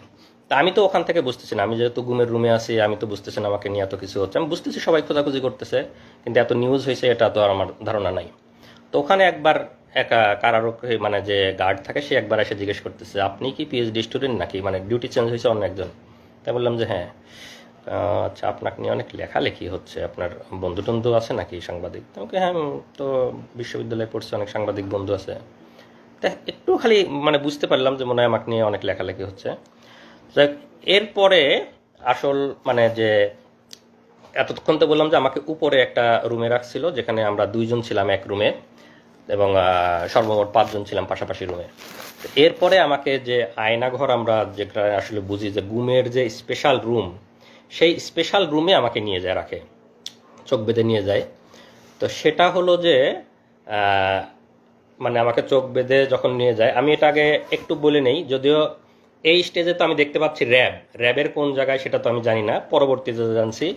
আমি এই স্টেজেই আপনাদেরকে একটু বলে দিচ্ছি, সেটা হলো যে আমাকে যেখানে রাখছিল সেটা হলো র্যাব 2 বসিলা মোহাম্মদপুর ক্যাম্প। আমি আবার বলতেছি, র্যাব 2 বসিলা মোহাম্মদপুর, ঢাকা, এখানে আমাকে রাখছিল। তো সেখানে আমাকে চোখ বেঁধে যখন নিয়ে যাওয়ার পরে, আপনারা যদি সাংবাদিক বা যারা আছেন, যারা মানবাধিকার কর্মী আছেন, তারা যাবেন, তারা দেখবেন, র্যাব 2 এর বসিলা মোহাম্মদপুর ক্যাম্পে যদি আপনারা দরজা দিয়ে ঢুকে ডান পাশের যে বিল্ডিংটা, স্বাভাবিকভাবে দেখে মনে হবে একটা স্বাভাবিক বিল্ডিং, একতলা কি দোতলা বিল্ডিং, একটা গেট দিয়ে ঢুকে ডান পাশের বিল্ডিংটা। তো সেই বিল্ডিংয়ে আমাকে তখন ওই রুম থেকে চোখ বেঁধে নিয়ে গেল একটা টয়লেটের মধ্যে দিয়ে, দরজা আছে, দরজা দিয়ে সম্ভবত আন্ডারগ্রাউন্ডে নিয়ে গেল। সেখানে একদম সিঙ্গেল গুমের রুম করা আছে, এখানে বিভিন্ন যাদেরকে গুম করে নিয়ে আসে সেখানে রাখা, আমাকে সেই একটা রুমে রাখলো। তো সেই রুমটার বর্ণনা এরকম যে, আমরা যদি বাংলাদেশের একটা টয়লেট মতো চিন্তা করি, লো কমোড টয়লেট, যেগুলো আমরা স্বাভাবিকভাবে ইউজ করতে পারি, হাই কমোড টয়লেট না। তো ওই রুমের মধ্যে একটা ছোট্ট টয়লেট আছে, একটা ট্যাপ, একটা বদনা। তার মানে আপনার টয়লেট বা প্রস্রাব করার জন্য বাইরে যেতে হচ্ছে না, ওখানে টয়লেট করা যাবে। আর বাকি যে ফাঁকা জায়গাটুকু আছে, মানে একটা টয়লেটের, বড় একটা টয়লেটের জায়গার মতো বাকি যে ফাঁকা জায়গাটুকু আছে, সেই জায়গায় একটা স্বাভাবিক মানুষ টান হয়ে শুয়ে থাকতে পারবে না। আমি হাইটে অত বেশি লম্বা না, তারপরে আমাকেও পা একটু ঘুচায় এভাবে শুয়ে থাকতে হতো, এরকম এতটুকু জায়গা। আর সামনে যে দরজাটা একদম সলিড, এই দরজাটার মানে রডের শিক নাই, দরজাটা একদম সলিড, দরজার মানে হেড বরাবর একটা গোল ছিদ্র করা। তো সামনে যারা মানে গার্ড থাকে, তো কাউকে বলার দরকার হলে ওই ছিদ্রর ওইটা সরায় ওদেরকে ডাক দিলে তখন ওরা কোনো কথা বলা বা কোনো জরুরি কিছু দরকার হলে ওরা, বা খাবার দেওয়ার দরকার হলেও ওদিক দিয়ে এসে কথা বলে তারপরে খাবার দেয়। তো ওইটা হলো একদম স্পেশাল রুম গুমের, যে একদম মানে আমরা ভাষায় বর্ণনা দেওয়া, আপনারা আয়নাঘরের অনেক ছবি হয়তো আহ, আহ, ইয়েতে নেত্র নিউজে বা বিভিন্ন জায়গায় দেখছেন, আগামীতে আরও আসবে, আপনারা হয়তো ভিডিও দেখতে পারবেন, সাংবাদিক মানবাধিকার কর্মীরা যাবেন, সেগুলো ভিডিও করে নিয়ে আসবেন। তো একদম যেটা বর্ণনা দিলাম, একটা ছোট টয়লেট এবং বাকি যে ফাঁকা জায়গাটুক থাকে, কষ্টে মষ্টে পা ভাঁজ করে একজন মানুষ শুয়ে থাকতে পারে। তা আমাকে ওখানে রাখলো, রাখার পরে একা একা ওই রুমগুলো হলো সিঙ্গেল ইউনিট, একা একা একা রাখলো। তো স্বাভাবিকভাবে ওখানে তো সবসময় মৃত্যু আতঙ্ক, মানে কখন মেরে ফেলবে, কখনই মানে সবসময় কল্পনা যে মেরে কোথায় লাশ ফেলে দেবে, কেউ টের পাবে। বাংলাদেশে যা হয়, মানে লাশ ভাসতেছে, গুম হয়ে যাচ্ছে, নিখোঁজ হচ্ছে, কে কোথায় মারা যাচ্ছে, কার কোথায়, সেগুলো সবসময় চিন্তা হচ্ছে। তো পরের দিন রাতের বেলা আমাকে আবার ওই গুমের ওই যে সিঙ্গেল রুম, আয়নাঘরের যে সিঙ্গেল রুম, সেই রুম থেকে নিয়ে যায়, নিয়ে আবার অফিসারদের রুমে নিয়ে যায়। অফিসারদের রুমে যখন যাবে সবসময় চোখ বাঁধা, গুমের রুমে থাকা অবস্থায় চোখ খোলা রাখে। অফিসারদের রুমে যাওয়ার সময় সবসময় চোখ বাঁধা, কারণ কে জিজ্ঞাসাবাদ করতেছে, কে অফিসার, কে কি, কোনো কিছু বোঝার সুযোগ নাই। তারা বাংলাদেশি না ভিনদেশি তাও বোঝার সুযোগ নাই। এবং আমার কাছে যথেষ্ট সন্দেহ হয়েছে যে তাদের মধ্যে কিছু ভারতীয় মানে বা এদের থাকতে পারে, এবং এদের জিজ্ঞাসাবাদ, এদের টেকনোলজি, মোবাইল সার্চিং, এগুলো এত ইন্টেলেকচুয়াল, এত দক্ষ, আমার কাছে মনে হয় না যে বাংলাদেশিরা এত দক্ষ হতে পারে। তাদের মধ্যে দুই একজন মানে ভারতীয় রয়ের গুপ্তচর থাকা অসম্ভব কিছু না, আমার কাছে মনে হয়েছে। কলকাতার হ্যাঁ, বা এবং ভাষাটাও সবসময় একদম পিওর বাংলা মনে হয় নাই, কয়েকজন কথা বলতেছিল। যাই হোক, যেটা বললাম যে মানে অফিসারদেরকে আমরা যেহেতু দেখতে পাচ্ছি না, তাদের বর্ণনা দেওয়ার তো সুযোগ নেই এই স্টেজে। তো সেখানে এরা রাতভর আবার আমাকে জিজ্ঞাসাবাদ করে, এবং সেদিন মানে ফিজিক্যাল টর্চার করে নাই, ভয়াবহ মানসিক টর্চার করছে। যেটা বললাম যে বন্দুকের গুলির শব্দ, লাঠির শব্দ, মানে কানে ইলেকট্রিক শক দেওয়ার মতো শব্দ, ভয়াবহ মানসিক টর্চার করে। এবং আমাকে প্রায় হয়তো আনুমানিক রাত 12টার দিকে আবার এনে গুমের রুমে রেখে দেয়। তো সেই দিন আমি মানে মোটামুটি এমনিতে অনেক আতঙ্ক ভয়, সেদিন মনে হলো যে আজকে মনে হয় খারাপ কিছু করতে পারবো। ওদের জিজ্ঞাসাবাদের ধরন বা সব কিছু মিলায় খুব মানে ভীতিকর একটা অবস্থা। তো এসে কোনো মতো শুয়ে আছে, ঘুমাই না, ঘুম তো আসার কোনো সুযোগই নাই ওখানে। তো যে অবস্থা, হয়তো ক্লান্ত হয়ে গেলে চোখটা একটু বুঝে আসে। তা আমাকে শেষ রাতের দিকে, রাত 4:30 বাজে, তখন আবার আইসে দরজায় মানে র্যাবের একজন নক করছে, ভাই আপনি আসেন, আপনাকে নিয়ে দ্রুত অপারেশনে যাইতে হবে। তখন তো আমার বুকের মধ্যে একদম মানে চিৎ করে উঠছে যে এত রাতে অপারেশন, মানে তখন তো এমনিতে সব সময় মৃত্যু চিন্তা, ক্রস ফায়ারের চিন্তা, মানে আমাকে শুধু দরজায় ডাক দিছে, আপনি বের হয়ে আসেন, আপনাকে নিয়ে অপারেশনে জানতে হবে। তখন আমি পুরাপুরি শিওর যে ভাই মানে মনে হচ্ছে যে আমাকে ক্রস ফায়ারের দেওয়ার জন্য ডাক, অপারেশন, র্যাবের অপারেশন এত রাতে আর কি হবে। তখন রাত 4টে 4:30 বাজে, আমি বুঝতেছি ফজরের সময় হয়ে যাচ্ছে। তখন আমি ওদেরকে বললাম, মানে ওই সময় তো চিল্লা চেঁচামেচি করেও কোনো লাভ নাই, মানে কেউ তো শোনার নাই। তখন আমি ওদেরকে বললাম যে ভাই একটু দেরি করেন, এখনই তো মানে আজান হয়ে যাবে, আমি ফজরের নামাজটা পড়ে নিই, আমি নামাজটা পড়ে বের হই। জীবনের মানে আমি একদম পুরাপুরি শিওর। আমি এখন হয়তো বলতে বলতে আমাদের অশ্রু শুকাই গেছে, মানে প্রথম প্রথম যখন বলতাম আমি কান্নাকাটি করতাম আমার ওয়াইফের কাছে, সবার কাছে যখন বর্ণনা করছি, এখন বলতে বলতে মানে আমার অশ্রু শুকাই গেছে, হয়তো বা সেই এক্সপ্রেশনটা আসতেছে না যে মানে প্রথম দিকের আমার কি অবস্থা ছিল। আমি শতভাগ শিওর যে আমাকে ক্রস ফায়ারের জন্য নিয়ে যাচ্ছে, শুধু বলছে যে আপনি বের হন, আপনাকে নিয়ে অপারেশনে যেতে হবে। তা আমি ওদেরকে বললাম যে ভাই আমাকে একটু সময় দেন, আমি নামাজটা পড়ে বের হই, জীবনের শেষ নামাজ আমি পড়ে বের হই। আমি একদম মানে চিল্লা চেঁচামেচি করতেছি না, চিল্লা চেঁচামেচি করে তো কেউ শোনার নাই। তো পরে আমি সুন্দর করে অজু করছি, অজু করে যখন টয়লেটে নিয়ে গেছে, ওরা চোখ বেঁধে হাত ধরে ধরে নিয়ে যায়। ওখানে গিয়ে আমি একটা খোয়া পাইছি, আমাদের যে খোয়া থাকে, তো খোয়াতে আমি টয়লেটের দেয়ালে মানে একটা নাম্বার লিখে, মানে আমার ওয়াইফের নাম্বারটা লিখে আসছি। মানে আমার কাছে মনে হচ্ছে যে আমাকে তো ক্রস ফায়ার দিয়ে দেবে, আমার ওয়াইফ বা আমার ফ্যামিলি মেম্বার কেউ কোনোদিন জানতেও পারবে না আমি কোথায় ছিলাম, কিভাবে মারা গেছি। যদি কেউ কোনোদিন পরবর্তীতে গুম হয়ে এই টয়লেটে আসে, এই নাম্বারটা যদি দেখে, তাহলে হয়তো সে একটু বুঝতে পারবে, তাহলে হয়তো সে আমার ওয়াইফকে হয়তো একদিন ফোন দিয়ে যায়, এই নাম্বারটা ওখানে পাইছিলাম, আপনি কি আপনার এই নাম্বারটা আমি টয়লেটে পাইছি। এরকম মনে হচ্ছে যে কোনোভাবে যদি একটু জানাইতে পারতাম তাদেরকে যে আমাকে আজকে মেরে ফেলতে যাবে বা এরকম ফিলিংস। তা আমাকে বলে যে ভাই তাড়াতাড়ি করেন, আপনি তাড়াতাড়ি নামাজ পড়েন, আপনি তাড়াতাড়ি নিয়ে যেতে হবে, স্যাররা ওয়েট করতেছে। তা আমি অজু করে একদম ফজরের নামাজটা পড়লাম। আমার মানে সেই শেষ নামাজের যে কি ফিলিংস, এটা আমি মানে ভাষায় প্রকাশ করতে পারবো না। আমি একদম কনফার্ম আমাকে ক্রস ফায়ারে নিয়ে যাচ্ছে, এটা আমার জীবনের শেষ নামাজ। সেই নামাজের যে কি মানে ফিলিংস, সেটা আমার মানে এই মুহূর্তে বলার ভাষা নাই। নামাজ পড়ে আল্লাহর কাছে একদম অঝোরে কান্নাকাটি করে আল্লাহর কাছ থেকে জীবনের যত গুনাহ আছে সব মাপ চেয়ে একদম বিদায় নিয়ে যাচ্ছি, যে আল্লাহ তুমি আমার সব গুনাহ মাফ করে দিয়ে আমার বউ বাচ্চাকে দেখে রাখো। মানে একদম মৃত্যু পথযাত্রী মানুষের দোয়া যা হয়, আমি একদম দোয়া করে নামাজ পড়ে বের হলাম। আমাকে চোখ বেঁধে নিয়ে বের হলো। বের হওয়ার পরে আমি দেখলাম যে 3টা গাড়ি সাজানো, র্যাবের 3টা গাড়ি, সামনে মাঝখানে পিছনে। তো 3টা গাড়ি সবাই অস্ত্র সজ্জিত হয়ে ওখানে দাঁড়ায় আছে র্যাবেরিয়ে, কেউ হয়তো কাটার নিয়ে দাঁড়ায় আছে, কেউ হাতুড়, কেউ এরকম। তা আমার কাছে মনে হচ্ছে যে আমাকে ক্রস ফায়ার দিয়ে মারবে, যে কাটারগুলো দিয়ে হাত পা এগুলো কাটবে, মানে অঙ্গ প্রত্যঙ্গ বিচ্ছিন্ন করে ফেলবে, মানে বিভিন্ন রকমের অস্ত্র নিয়ে দাঁড়ায়, স্বাভাবিকভাবে ভীতিকর। আমাকে চোখটা এমনি বাইদে, ওখানে একটু দেখার মানে চোখটা খোলা ছিল জন্য সবগুলো দেখছি। আমাকে চোখ বাইদে মাঝখানের গাড়িতে তুললো, ওরা সামনের গাড়ি পিছনের গাড়ি, মাঝখানের গাড়িতে আরও পিছিয়ে উঠলো, আমাকে নিয়ে গাড়ি নিয়ে টান দিল। এটা হলো হয়তো ভোর 5টা মতো বা 4:30 থেকে 5টা আনুমানিক আর কি। তো গাড়ি চলতেছে আমি একদম অঝোরে শুধু আল্লাহর কাছে হাত তুলে দোয়া করতেছি, মানে জীবনের শেষ মুহূর্তের যত মাপ চেয়ে নেওয়া, জীবনের শেষ মুহূর্তের যত দোয়া আল্লাহর কাছে করতেছে। আর পাশের যারা আছে তারা সান্ত্বনা দিচ্ছে, ভাই কান্না করেন না, আল্লাহ আল্লাহ আল্লাহ শিখ করি, তারা তখনও সান্ত্বনা দিচ্ছে। আর আমি অজোরে আল্লাহর কাছে শুধু দোয়া করে যাচ্ছে এরকম। আমি তো জানি যে আমাকে ক্রস ফায়ারে নিয়ে যাচ্ছে, শেষ মুহূর্তে যত আল্লাহর কাছে মাপ চেয়ে নেওয়া যায়। তো এইভাবে প্রায় 1 ঘন্টা মতো গাড়িটা চললো। চলার পরে কোথায় যেন থামলো। তো আমার যেহেতু চোখ বাঁধা, আমি তো বুঝতে পারতেছি না কোথায় থামলো। তো গাড়ি থামানোর পরে ওরা মনে হলো যে 10-15 মিনিট কোথায় যেন গেছে আশেপাশে, মানে আমার সাথে 2-1জন রেখে বাকিরা কোথায় যেন গেল 10-15 মিনিট। তো 10-15 মিনিট পরে এসে আমাকে গাড়ি থেকে নামানোর পরে তো তখন আমাকে যেহেতু এয়ারপোর্ট থেকে তুলে নিয়ে গেছিলো, আমার লাগেজ, আমার ল্যাপটপের ব্যাগ সব কিছু আমার হাতে, আমার লাগেজটা ধরাই দিল, কাঁধে ল্যাপটপের ব্যাগটা দিল, আমার মোবাইলটা দেয় নাই, মোবাইলটা দিলে যদি কোথায় কল দেই। তো ওই সময় আমার চোখটা খুলে দিল। চোখ যখন খুলে দিল তখন আমি দেখি আমাকে নামাই দিছে বিমানবন্দর স্টেশন, এয়ারপোর্টের অপোজিটে যে বিমানবন্দর স্টেশনের সামনে নামাই দিছে। তো এটার কারণ হলো যেহেতু আগের দিন সব জায়গায় নিউজ হয়ে গেছে যে কোরিয়াতে ফেরার পথে পিএইচডি গবেষক অপহরণ হয়েছে, আমার বাড়ি পাবনাতে, আমাকে বিমানবন্দরের সামনে থেকে পাওয়া যাচ্ছে না, বিমানবন্দরে যাওয়ার পথে পাওয়া যাচ্ছে না, এরকম নিউজ হয়েছে। এই জন্য ওরা আমাকে বিমানবন্দর স্টেশনের সামনে নামাই দিছে। নামাই দিয়ে তখন আমাকে বলতেছে যা তোর যেখানে খুশি যা। আচ্ছা, আরেকটা জিনিস, ওই নামানোর আগে গাড়ির মধ্যে আমার হাতে একটা দিয়ে, ওই শয়তানটা, ওর নামটা আরেকটু পরে বলবো, মানে চরমভাবে একটা চাপ দিচ্ছে, একটা কি যেন একটা ডিভাইস আমার সবগুলো আঙ্গুলের মধ্যে দিয়ে, মানে মনে হচ্ছে সবগুলো আঙ্গুল ভেঙে ফেলতেছে যাতে আমি শক্ত করে কোনো কিছু ধরতেও না পারে আমার লাগেজটা কোনো মতো। তো চরমই, আমি তো অনেক চিল্লাতে আমি করে গাড়ির মধ্যে আর কি।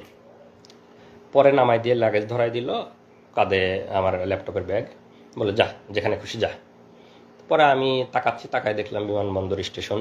তা আমি তখনও ভাবতেছি, মানে আমার তখনও তো মৃত্যু আতঙ্ক, আমি ভাবতেছি যে আমি ছেড়ে দেবো, পিছন থেকে হয়তো গুলি করে মেরে ফেলবে। আর গাড়িতে যখন নিয়ে আসতেছিল তখন তো মনেই হচ্ছিল যে হয়তো আমাকে কোনো ব্রিজের উপরে নিয়ে যাবে, কোনো ফাঁকা জায়গায় নিয়ে যাবে, গিয়ে গুলি করে মেরে ফেলে দেবে নদীতে বা ব্রিজ থেকে ফেলে দিবে, মানে বাংলাদেশে যেভাবে লাশ ভাসে থাকে সেরকম আমি কল্পনা করতেছি, আল্লাহর কাছে দোয়া করতেছি। আর বিমানবন্দর স্টেশনে নামাই দেওয়ার পরে আমি দেখতেছি বিমানবন্দর স্টেশন, কিন্তু আমার মনের মধ্যে মৃত্যু আতঙ্ক। আমার কাছে মনে হচ্ছে যে আমি হাঁটতে থাকবো, পিছন থেকে মনে হয় গুলি করে মেরে দিবে আর কি, ক্রস ফায়ার করে দিবে, এরকম মনে হচ্ছে। তা আমি আশেপাশে হাঁটতেছি আর ওরা আমাকে ঘিরে ধরে হাঁটতেছে। তো যারা ঘিরে ধরে হাঁটতে, যেহেতু আমার এই স্টেজে চোখ খোলা, আমি তো সবাইকে দেখতে পাচ্ছি। আর কয়েকদিন গার্ড দিছে, গার্ডদের অনেকের তো চেহারা আমি দেখছি। তো সেই গার্ডদের অনেকের র্যাবের ড্রেস পরা, অনেকের ড্রেস ছাড়া, তো সব রকমই আছে। তা আমি আস্তে আস্তে এয়ারপোর্ট স্টেশনের ভিতরে ঢুকে গেলাম। তখন একটু সকাল হয়েছে, এয়ারপোর্টের স্টেশনের কিছু লোকজন আসছে। আমার মধ্যে তো আমি দেখতেছি তারা আমার চারপাশে ঘিরে আছে। আবার আমার মনে হচ্ছে আমি যদি কোনোভাবে একটু ফ্যামিলিকে জানাইতে পারতাম। তো আমি ওখানে গিয়ে 1-2জনকে একটু রিকোয়েস্ট করলাম, ভাই একটু মোবাইলটা দেওয়া যাবে, আমি একটু বাড়িতে কল দেবো। তো ওরা হয়তো আমার পিছন থেকে সিগন্যাল দিচ্ছে, খবরদার দেওয়া যাবে না। তো লোকজন না করলো যে না দেওয়া যাবে না, হ্যাঁ মোবাইল দিতে পারবো না। তো 2জনকে আমি রিকোয়েস্ট করছি, ভাই প্লিজ আমাকে একটু মোবাইলটা দেন, আমি একটু আমার বাড়িতে কল দিব। মানে ওরা দেখতেছি, আমি ওদেরকে দেখতেছি, কিন্তু তারপর আমি রিকোয়েস্ট করতেছি। তো ওদের হয়তো সিগন্যাল পায়, সে আর দেয় নেই। তো আমি স্টেশনে আরেকটু হাঁটতেই যে আমাকে প্রথমে হাত ধরে তুলে নিয়ে গেছিল, ওর নামটা আরেকটু পরে বলবো, যেহেতু এখনো পর্যন্ত আমি তো জানি না সে কে, তো যখন জানবো তখনই বলবো। সে যে আমাকে বিমানবন্দরে হাত ধরে তুলে নিয়ে গেছিল, যে শুয়োরটা, সেই এসে আবার আমার হাত ধরলো। হাত ধরে বলতেছে, এই আপনার নামে গোপন রিপোর্ট আছে, আপনারা সরকার বিরোধী লেখালেখি করেন, আপনারা সামনে নির্বাচনকে সামনে রেখে অপপরিকল্পনা করতেছেন। তো তো আপনাকে আমরা অ্যারেস্ট করতে আসছি। আমাদের কাছে গোপন রিপোর্ট ছিল যে আপনি এই মুহূর্তে এয়ারপোর্ট স্টেশনে আসবেন। আর ওই যে আমাকে গাড়িতে 10-15 মিনিট রেখে ওরা কোথায় যেন গেছিলো, ওরা গিয়ে একটা ট্রেনের টিকিট কেটে নিয়ে আসছে। ট্রেনের টিকিট কেটে আমার ল্যাপটপের ব্যাগের মধ্যে ঢুকাই দিছে যে আমি এইমাত্র পাবনার ঈশ্বরদী থেকে ট্রেনে করে এসে বিমানবন্দর স্টেশনে নামলাম। যেহেতু আগের দিন মানে সব সংবাদ মাধ্যমে নিউজ হয়ে গেছে যে আমার বাড়ি পাবনাতে, আমি বিমানবন্দর থেকে উধাও হয়ে গেছি। তো ওরা ট্রেনের টিকিট কেটে দিয়েছে যে আমি ট্রেনে করে পাবনা ঈশ্বরদী থেকে এয়ারপোর্ট স্টেশনে এসে নামলাম। তো আমাকে ধরার পরে আপনার নামে রিপোর্ট আছে, আমার ল্যাপটপের ব্যাগ থেকে ট্রেনের টিকিটটা বের করলো। বের করে ওদেরই কিছু লোকজন সেট করা আছে এয়ারপোর্টের ওখানে, স্টেশনের ওখানেই। তো তাদেরকে দেখাচ্ছে, এই যে দেখেন ভাই, ওদের ট্রেনের টিকিট দেখাচ্ছে এরকম, যে দেখেন ট্রেনের টিকিট, আমাদের কাছে গোপন তথ্য ছিল, এই এখন ঈশ্বরদী থেকে এখানে আসবে, সেই গোপন তথ্যের ভিত্তিতে আমরা ওকে ধরতে আসছি, তো আপনারা সাক্ষী থাকলেন না। এইটা হলো আমার ট্রেনের টিকিট, কারণ আমি যে জামালপুর থেকে ইসলামপুর থেকে গেছিলাম তারিখ সহ, এটা আমার ট্রেনের টিকিট, যে আমি বিমানবন্দরে 3 দিন আগে গেছিলাম, এটা আমার ট্রেনের টিকিট। আর ওরা একটা ট্রেনের টিকিট কেটে ওই সময় আমার ব্যাগের মধ্যে ঢোকাই দিছিল। তো ঢোকাই দিয়ে লোকজনকে দেখালো যে ট্রেনের টিকিট আপনারা সাক্ষী থাকলেন, ও এখন ঈশ্বরদী থেকে আসছে, এই সময় আমরা ওকে ধরে নিয়ে যাচ্ছি। তো কয়েকজন সাক্ষী রাখতে হয় ওখানে, ওদেরই 2-1 পানের দোকানদার বা আশেপাশে যারা, এই যে আপনাদের নাম দাম লিখে নিয়ে গেলাম, আপনারা সাক্ষী। হ্যাঁ, সাবিনা কনফেকশনারি, বিমানবন্দর স্টেশনে একটা সাবিনা এখনো আছে কিনা জানি না। তো ওইখান থেকে আমাকে ওদের 2-1 সাক্ষী লিখিত রাখলো। আর ওখানে লোকজন আবার ওদেরই লোকজন নাটক সাজাচ্ছে, ওরা দেখাচ্ছে যে ওই মোবাইল বের করে, এই যে দেখেন ভাই ফেসবুকে এরা বিভিন্ন সরকার বিরোধী লেখালেখি করে, যে ফেসবুকে আপনারা দেখেন এরা বিভিন্ন গুজব ছড়ায়, মানে সরকার বিরোধী অপপ্রচার করে, এরকম মানে লোকজনকে বলতেছে। আর লোকজন অনেকে আগে আসে, হায় রে সরকার এত উন্নয়ন করে তারপরেও ছেলেরা সরকারের বিরুদ্ধে লেখে, এরকম 2-1 বলতেছে। তা আমি ওদেরকে আবার আপনারা ওদের লোক, আপনারা যান, আপনারা মানে ওদের এখানে নাটক করতেছেন, আমি ওদেরকে চিল্লাপাল্লা করতেছি। যখন আমাকে বলতেছে যে আপনার নামে রিপোর্ট আছে, আপনাকে আমরা ধরতে আসছি, আমি তখন চিল্লাপাল্লা করছি যে আমাকে মানে গ্রেপ্তার করতে আসছেন, মানে আমি তো 3 দিন আপনাদের ওখানে ঘুমছিলাম, এখানে আমাকে এনে নাটক করতেছেন, মানে আমি খুব চিল্লাপাল্লা করছি। আশেপাশের লোকজন অন্তত যাতে জানে যে আমাকে ওরা 3 দিন ধরে ঘুম করে। আমার খালি মনে হচ্ছে কেউ যদি আমার একটু ছবি তুলে মানে নিউজে দেয় বা ফেসবুকে দেয়, অন্তত আমার ফ্যামিলি বা পরিচিত কারো না কারো নজরে আসবে। আমি খুব চিল্লাপাল্লা করি, ভাই আমাকে গুম করে রাখছিল, এরা আমাকে গুম করে রাখছিল, আমাকে ক্রস ফায়ারে দিবে, ভাই আমাকে মারি ফেলবে, কেউ আমার একটু ছবি তোলেন, কেউ একটু ফেসবুকে দেন, আমি এরকম চিল্লাবো। ওরা আমার মুখ চাপে ধরার চেষ্টা করছে, চুপ চুপ চুপ, এরকম মানে 2-1 কিল ঘুষিয়ে দিছে আমাকে। তো ওরা ওদের মতো তাড়াতাড়ি সাক্ষী নিয়ে আমাকে আবার বিমানবন্দর স্টেশন থেকে টেনে ঢেরে বের করে নিয়ে আসতো। আমাকে যখন বের করে নিয়ে আসতো তখনও আমি চিল্লাপাল্লা করতেছি, ভাই কেউ আমার একটা ছবি তোলেন, ভাই কেউ আমার একটা ছবি তোলেন, আমাকে ওরা নিয়ে যাচ্ছে, আমাকে গুম করে রাখছিল, কেউ একটু আমার ছবি তুলে একটু দেন, এরকম আমি বলতেছি। কিন্তু কেউই তো সাহস করে আর মানে মোবাইল বের করে ছবি তুলতে পারতেছে না। তো ওরা নিয়ে এসে বিমানবন্দরের সামনে যে ওদের আবার গাড়ি দাঁড় করায়, আমাকে একটু আগেই তো ওদের গাড়িতে করে নিয়ে আসছে, আবার গাড়িতে করে নিয়ে আবার চোখ বেঁধে ওদের যে ক্যাম্প সেখানেই নিয়ে গেল। তো এই পর্যায়ে নিয়ে গেল, তখন তো সকাল হয়ে গেছে। তো ওখানে যাওয়ার পরে কিছুক্ষণ পরে আমাকে এই প্রথম অফিসারটা তার রুমে নিয়ে গেল, আমাকে ডাক দিয়ে নিয়ে গেল যে আমার সাথে এখন তো যেহেতু মানে হয়ে গেছে, ওখানে নিয়ে যাওয়ার পরে ওরা আবার আমি তো জানি না সংবাদ সম্মেলন, যেহেতু আমি ওদের ওখানে আছি, ওরা জানে, ওরা বলবে যে এই সময় আপনারা জানেন সবাই যে সংবাদ সম্মেলন করলো। ওরা সংবাদ সম্মেলন ডাকে, সব সাংবাদিক ডাকে, সব ওদের, যেহেতু তখন তো দালাল মিডিয়া ছিল, এখন ইনশাল্লাহ মিডিয়া সত্য কথা বলবেন, আপনারা সত্য কথা লিখবেন। তো মিডিয়াতে প্রচার করলো যে সেই কথিত পিএইচডি গবেষক, সে আসলে কোরিয়াতে কোনো পিএইচডি করতো না, তারা সরকার বিরোধী অপপ্রচার করত, সরকার বিরোধী লেখালেখি করত, সে গোপনে আজকে কোরিয়াতে পালাই যেতে লাগছিল। আমরা গোপন তথ্যের ভিত্তিতে বিমানবন্দর স্টেশন থেকে তাকে গ্রেপ্তার করে নিয়ে আসছি। তো এরকম সরকার মানে তাদের মতো করে সাজায় তারা সংবাদ সম্মেলন করে বিভিন্ন মিডিয়াতে দিয়ে দেওয়ার পরে ওখানে আমি তো এগুলো জানি, যেহেতু আমাকে ওখানে রাখছে, তারপরে আমাকে অফিসারটা তার রুমে ডাকলো চোখ খোলা অবস্থা, এই প্রথম। তো তখন যখন আমাকে ডাকছে, তখন আমি প্রথমবারের মতো তার মানে রুমে ঢোকার আগে তার নেম প্লেটটা একবার দেখে গেছি যে কে। পরে তো ভিতরে ঢুকে তার সাথে আমার নাম ধাম ইয়েটাগুলো, যে তোমার নামে এখন মামলা দেওয়া হবে, আমরা তোমার নামে ডিজিটাল নিরাপত্তার মামলা দিয়ে তোমাকে করে দিবে, এরকম বলতেছে আর কি। তো যেহেতু নেম প্লেটটা দেখে গেছে, এই সময় আমি বলতেছি যে এই শুয়োরটা হলো আমাকে গুম করা থেকে শুরু করে সব কিছু নিজে হাতে করছে, এবং আমরা বসিলা মোহাম্মদপুর ক্যাম্পে যে 5 জন ছিলাম, 5 জনকে সে নিজে হাতে গুম করছে, এবং পরবর্তীতে আমি জেলে ছিলাম। জেলে থাকা অবস্থায় অনেকের সাথে কথা হয়েছে, তাদেরকেও সে গুম করছে। তা আমি তার ছবিটা আমার কমেন্টে দিয়ে দিব আপনাদের ইয়েতে, তার বিস্তারিত। তার নাম হলো মহিউদ্দিন ফারুকী। মহিউদ্দিন ফারুকী 2018 সালে র্যাব 2 বসিলা মোহাম্মদপুরে সে ছিল কোম্পানি কমান্ডার। পরবর্তীতে সে ওখান থেকে চলে যায় হলো পুলিশ সদর দপ্তরের সাপ্লাই শাখার এআইজি ছিল। এতটুকু পর্যন্ত তার ইনফরমেশন আমি জানি। এটা হলো মহিউদ্দিন ফারুকী। এটা হলো মহিউদ্দিন ফারুকীর ছবি। আমরা জাস্ট ছবিটা আপনাদেরকে দেখাচ্ছি, আমি পরবর্তীতে আমার কমেন্টে দিয়ে দেবো বিস্তারিত। এইটা হলো সেই মহিউদ্দিন ফারুকী। এই শোর আমাকে গুম করছে এবং আমার সাথে যারা 5 জন ছিল তাদেরকে নিজ হাতে গুম করছে। মহিউদ্দিন ফারুকী 2018 সালে র্যাব 2 এর কোম্পানি কমান্ডার, পরবর্তীতে পুলিশ সদর দপ্তরে সাপ্লাই শাখার এআইজি ছিল। আপনারা এর লিখে রাখবেন এবং এর ব্যাপারে আপনারা অবশ্যই তো অ্যাকশন নেবেন যারা মানবাধিকার কর্মী এবং যারা আছেন আইন শৃঙ্খলা রক্ষাকারী বাহিনী। তো আমাকে ওই সময় একবার জিজ্ঞাসাবাদ যেহেতু করে, আমি ওর নেম প্লেটে দেখে গেছি। তো পরবর্তীতে ওখান থেকে আমাকে ওখানেই রেখে দেয়, এদিকে সংবাদ সম্মেলন টিয়ে করে আর কি। আর এর ব্যাপারে আরেকটু বলে রাখি, মহিউদ্দিন ফারুকী এরা তো হলো যে আমাদের নামে বিভিন্ন রকম অপবাদ দিয়ে আমাদেরকে মানে কালার করার বা আমাদেরকে অপমানিত করার চেষ্টা করেছে। এই মহিউদ্দিন ফারুকী আপনারা নাম দিয়ে সার্চ দেবেন, মহিউদ্দিন ফারুকী নাম দিলেই দেখবেন এর নামে বিভিন্ন রিপোর্ট আইছে।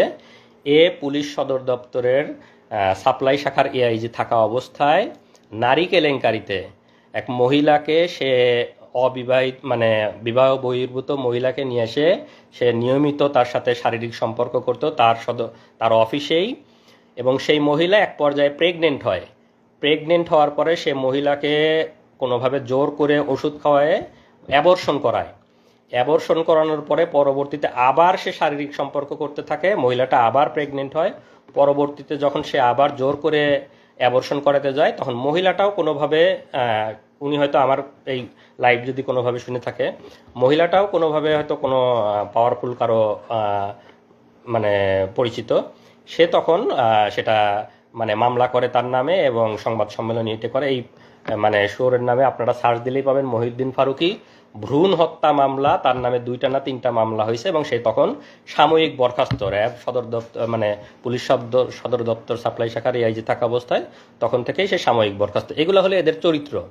এরা হলো এরকম মানে বিবাহ বহির্ভূত এরকম মানে ব্যভিচার এগুলা নিয়ে থাকে এবং তারা আমাদের নামে বিভিন্ন রকম অপবাদ দেওয়ার চেষ্টা করে এবং তখন থেকেই মানে মানে সাময়িক বরখাস্ত অবস্থায় আছে। এগুলো হলো এদের বাস্তব চরিত্র। তো ওখান থেকে তারপরে আমাকে যখন ওখানে রাখে, সংবাদ সম্মেলন করার পরে আমাকে নিয়ে পেপার পত্রিকায় ওদের মতো করে ভুয়া রিপোর্ট দেয়। এবং ওই দিন রাতে আমি যেহেতু বিমানবন্দরে চিল্লা চেঁচামেচি করছি যে আমাকে ওরা গুম করে রাখছিল, আমাকে কেউ ছবি তোলেন, কেউ আমার একটা ছবি তুলে রাখেন, আমাকে এরকম বলছি। তো তখন ওই দিন রাতে ওরা এইটা বুঝতে পারছে যে আমি লোকজনকে বলে দেওয়ার চেষ্টা করছি, ওদেরকে ধরা খাওয়ানোর চেষ্টা করছি। তো ওই দিন রাতে আমাকে ভয়ানক টর্চার করছে, শারীরিক টর্চার, যে তুই খুব চালাক না, তুই আমাদেরকে ধরাই দেওয়ার চেষ্টা করছিস যাতে আমরা ধরা পড়ে যাই, আমরা তোকে গুম করছি, এরকম চিল্লা চেঁচামেচি মানে অনেক অকথ্য ভাষায় গালিগালাজ করছে এবং ওই দিন রাতে আমাকে টর্চার করছে। তো টর্চারটা এরকম, রাতের বেলা আমি বলি আসলে, ওই দিন রাতে আমাকে চোখ বেঁধে ওদের আবার রুমে নিয়ে যায়। মানে দিনে চোখ খোলা ছিল, রাতের বেলা চোখ বাঁধা অবস্থায় আবার রুমে নিয়ে যায়। রুমে নিয়ে গিয়ে আমার এভাবে 2 হাতটা এরকম বাঁধে, এখানে হাত বাঁধে, আমার 2 পা বাঁধে, 2 পা এবং 2 হাত বাঁধে। আমার এই হাতের মধ্যে দিয়ে এই দিক দিয়ে একটা বাঁশ মতো ঢুকাই, আমি তো চোখ বাঁধা দেখতে পাচ্ছি না, বাঁশ মতো এরকম আড়াআড়ি ঢুকাই দেয়। এবং আমার পায়ের উপরে এখানেও আড়াআড়ি একটা বাঁশ মতো রেখে দেয়। তো 2টা বাঁশ, আমার পায়ের 2 পায়ের উপর আড়াআড়ি একটা, আমার হাতের উপর আড়াআড়ি একটা। আর এই 2 বাঁশের উপরে মানে এই বাঁশের উপরে 2-4 জন, ওই বাঁশের উপরে 2-4 জন এরকম দাঁড়ায়, মানে রুটি বলার মতো, যেরকম মানে আমরা যেরকম বেলন দিয়ে রুটি বলি এইরকম একদম চাপ দিয়ে এরকম বলতেছে। আমি তো চিল্লাই করছি। যখন চিল্লাচ্ছি তখন আমার মুখের মধ্যে গামছা গুঁজে দিছে যাতে মানে চিৎকার বাইরে না যায়। আমার মুখের মধ্যে চিল্লাচ্ছে। পরে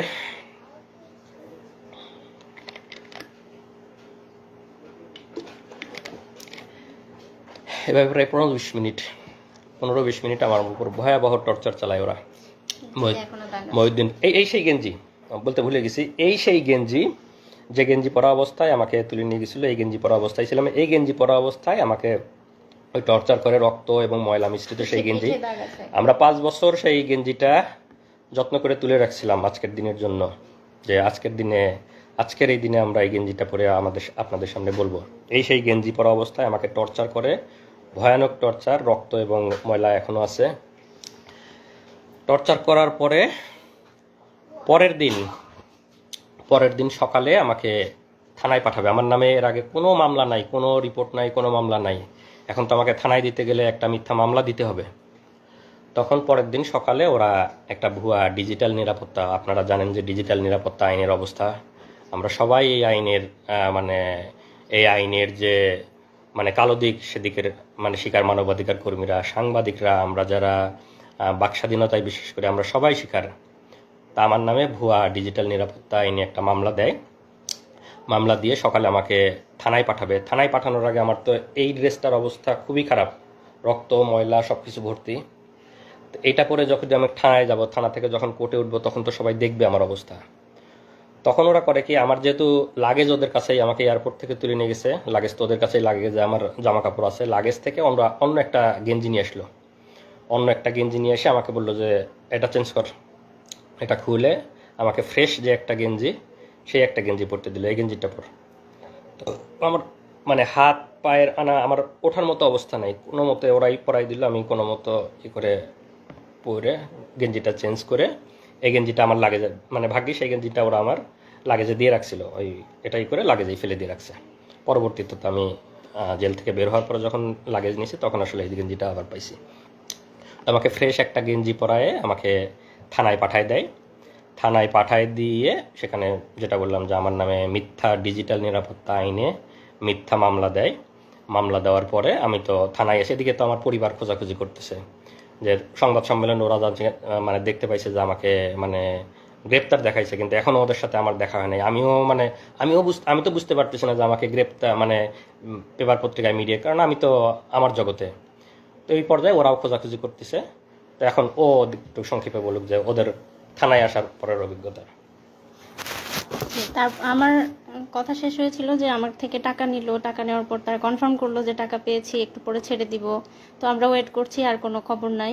এরপরে যখন অনেক বেশি ভাইরাল হলো, তারপর হচ্ছে আমার কাছে ওই যে আমার হাজবেন্ড বললো না যে যারা গার্ড দিচ্ছিল তাদেরকে অনেক রিকোয়েস্ট করছে, তো সেখানকার একজন আমাকে কল দিয়ে বলছে যে আমি আপনার হাজবেন্ডের ব্যাপারে জানি, উনি ভালো আছে, উনি মারা যায় নাই, উনি ঠিক আছে, আপনারা চিন্তা করিয়েন না।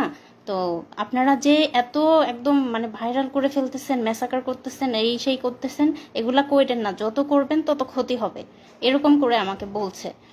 তো তারপর আমি বললাম আমাকে তো কিডন্যাপের কথা বলে টাকা নিছে, তো এগুলা কারা তাহলে? পরে বলে তাই নাকি, টাকা নিছে, আপনারা টাকা দিছেন কেন? তারপরে আমি বললাম আমি তো জানি না, আমাকে বলছে কিডন্যাপ করছি, টাকা দেন, টাকা দিছি, কিন্তু তাকে আর ফিরিয়েও দেয় নাই এবং ফোন নাম্বারও বন্ধ। তখন সেই পুলিশ অফিসার বলছে না, কিডন্যাপ করা হয় নাই, সে ডিবির হেফাজতে আছে এবং তাকে সম্ভবত অ্যারেস্ট দেখানো হতে পারে 2-1 দিন পরে। আপনারা যারা লাইভটা দেখতেছেন একটু শেয়ার করেন, যাতে বাকি সবাই আসলে যে এই ফ্যাসিবাদ এবং গুম এরা যে কতটা ভয়াবহ, সবাই যেন জানতে পারে। হাসিনার ফ্যাসিবাদের শাসন এবং হাসিনার গুম নিয়ে সবাই যেন জানতে পারে। আপনারা সবাই লাইভটা একটু শেয়ার করে দিয়েন, যাতে সবার কাছে এই ইনফরমেশনগুলো পৌঁছায় যায়। তো ওই পুলিশটা আমাকে ফোন দিয়েছিল হলো দুপুর 11:30 থেকে 12টার এদিকে। তো আমাদের অবস্থাটা এমন ছিল, আমরা কাউকে বিশ্বাস করতে পারছি না তখন, কারণ কিডন্যাপের কথা বলে টাকা নিল, আবার পুলিশ ফোন করে আমাকে বলতেছে যে আপনারা এত ভাইরাল কেন করতেছেন।